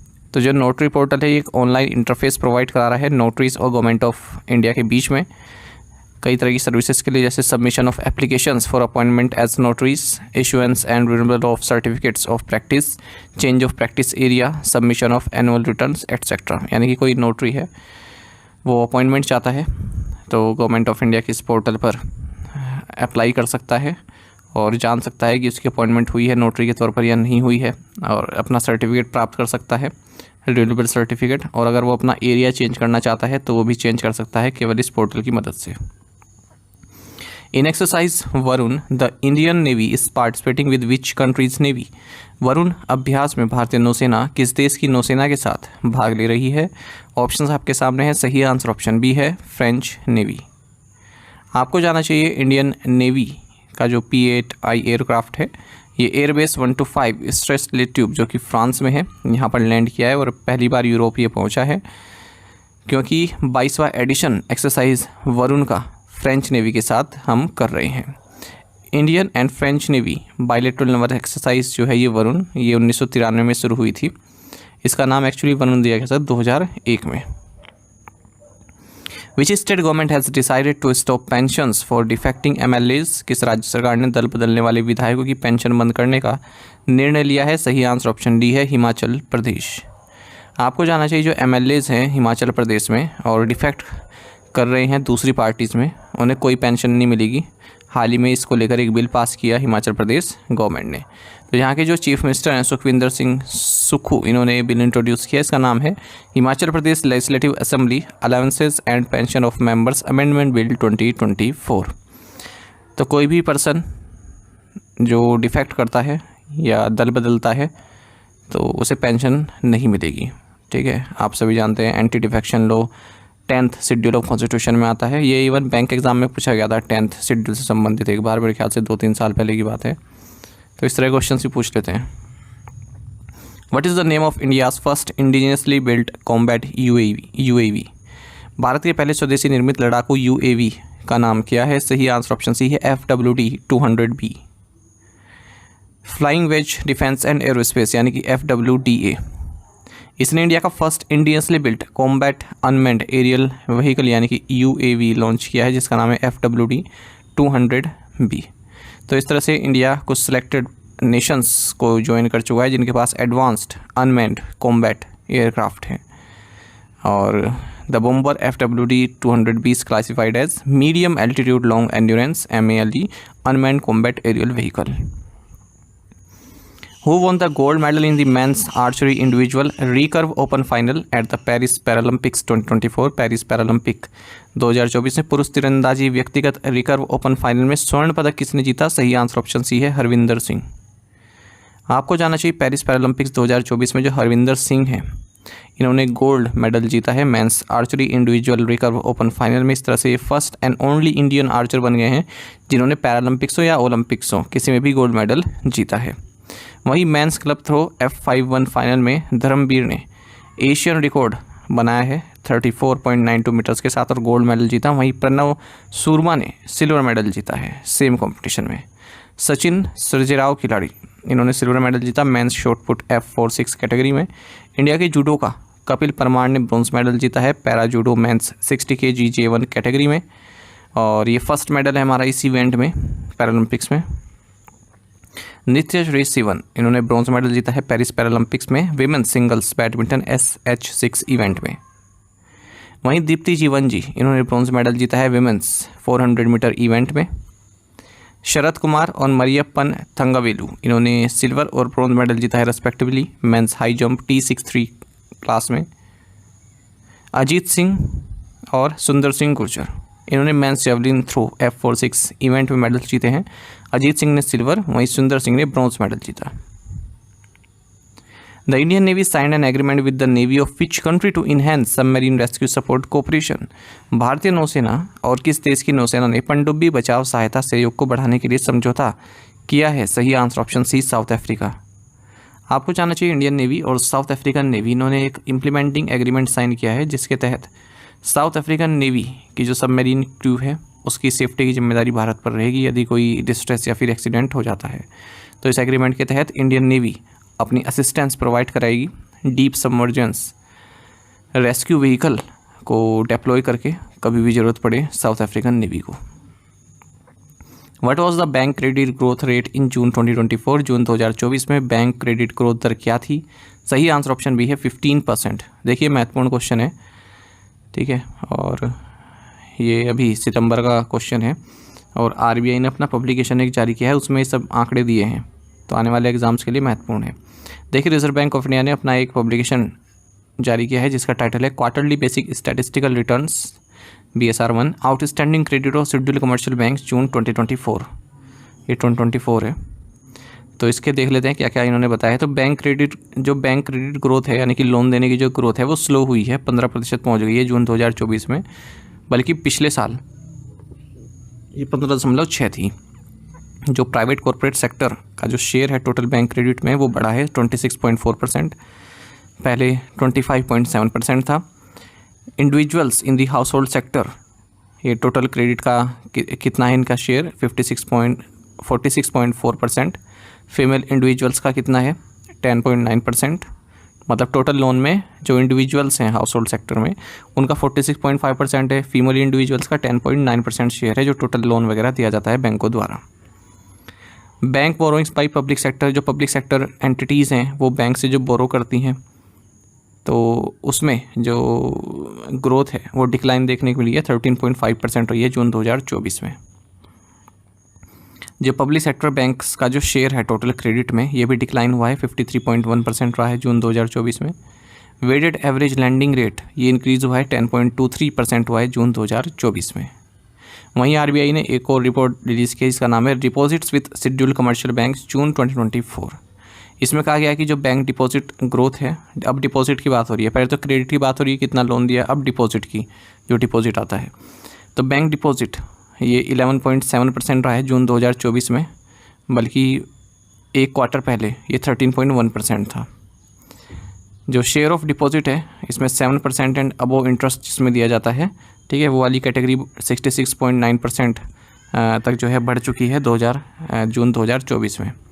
करंट अकाउंट डिपॉजिट बैलेंसेस इसमें डिक्लाइन देखने मिला है 9.1% का टोटल डिपॉजिट का, जबकि 9.6% एक साल पहले था। Share of female in the house hold sector in the total deposit ये ग्रेजुअली राइज कर रहा है, 20.6% पर पहुंच गया है जून 2024 पर। ठीक है, तो जितनी मैंने आंकड़े बताए इन सबको अच्छे से रट लेना, एग्जाम में पूछे जाएंगे। साथ ही आपको बता दें विजेता बैच जो कि बैंकिंग अवेयरनेस स्पेशल बैच है हमारा शुरू हो चुका है करंट अफेयर्स फंडा ऐप पर। कंप्लीट बैंकिंग अवेयरनेस हम आपको प्रोवाइड करा रहे हैं वीडियोस और पीडीएफ के फॉर्मेट में। स्टार्टिंग के 2 लेक्चर्स आपको फ्री ऑफ कॉस्ट मिल जाएंगे हमारी एप्लीकेशन पर, डेमो लेक्चर्स के तौर पर, पीडीएफ भी और वीडियो भी, उन्हें आप देख सकते हैं। 399 में कोर्स अवेलेबल है, 1 साल की वैलिडिटी इसमें रहती है। कंप्लीट बैंकिंग अवेयरनेस प्रोवाइड करा रहे हैं। यदि आप हमारे daily current affairs PDF, weekly PDF, monthly PDF और हर महीने के banking and economic awareness PDF चाहते हैं तो करंट अफेयर्स फंडा का 1 ईयर मेंबरशिप प्लान आप ज्वाइन कर सकते हैं, जिसका लिंक आपको वीडियो के डिस्क्रिप्शन में या फिर फर्स्ट कमेंट में मिल जाएगा। आपको बता दें इस 1 ईयर मेंबरशिप प्लान के तहत जितना भी हमारा पीडीएफ कंटेंट है वो हम आपको 1 साल तक के लिए प्रोवाइड कराते हैं, जिसे आप डाउनलोड कर सकते हैं, प्रिंट आउट भी निकलवा सकते हैं। इसलिए चाहे तो आप करंट अफेयर्स फंडा ऐप को यूज़ कर सकते हैं या फिर अपने लैपटॉप या सिस्टम की मदद से वेब लॉगिन भी कर सकते हैं। कोई भी आपका एग्जाम हो, banking, SSC, railway, state, PCS, जहाँ पर भी जनरल अवेयरनेस या करंट अफेयर्स पूछे जाते हैं, सभी एग्जाम्स के लिए हमारा पीडीएफ कंटेंट काफ़ी यूज़फुल है। इसमें आपको कैटेगरी वाइज क्विज भी प्रोवाइड करा रहे हैं, तो लिंक वीडियो के डिस्क्रिप्शन में मिल जाएगा आपको या फिर फर्स्ट कमेंट में, वहाँ से आप बाय कर सकते हैं। कोई भी आप डाउट है हमारे कोर्स से संबंधित तो ये हमारा कस्टमर केयर नंबर है 8448169188, इस पर व्हाट्सएप कर सकते हैं या फिर कॉल करके जानकारी प्राप्त कर सकते हैं। दोस्तों साथ ही आप हमें करंट अफेयर्स फंडा को टेलीग्राम पर भी ज्वाइन कर लीजिए, यहाँ पर रेगुलर वीडियो अपडेट्स और करंट क्विज हम आप सभी के डालते रहते हैं। साथ ही डिस्कशन ग्रुप में आप किसी भी क्वेश्चन का सोल्यूशन पा सकते हैं। Thank you guys.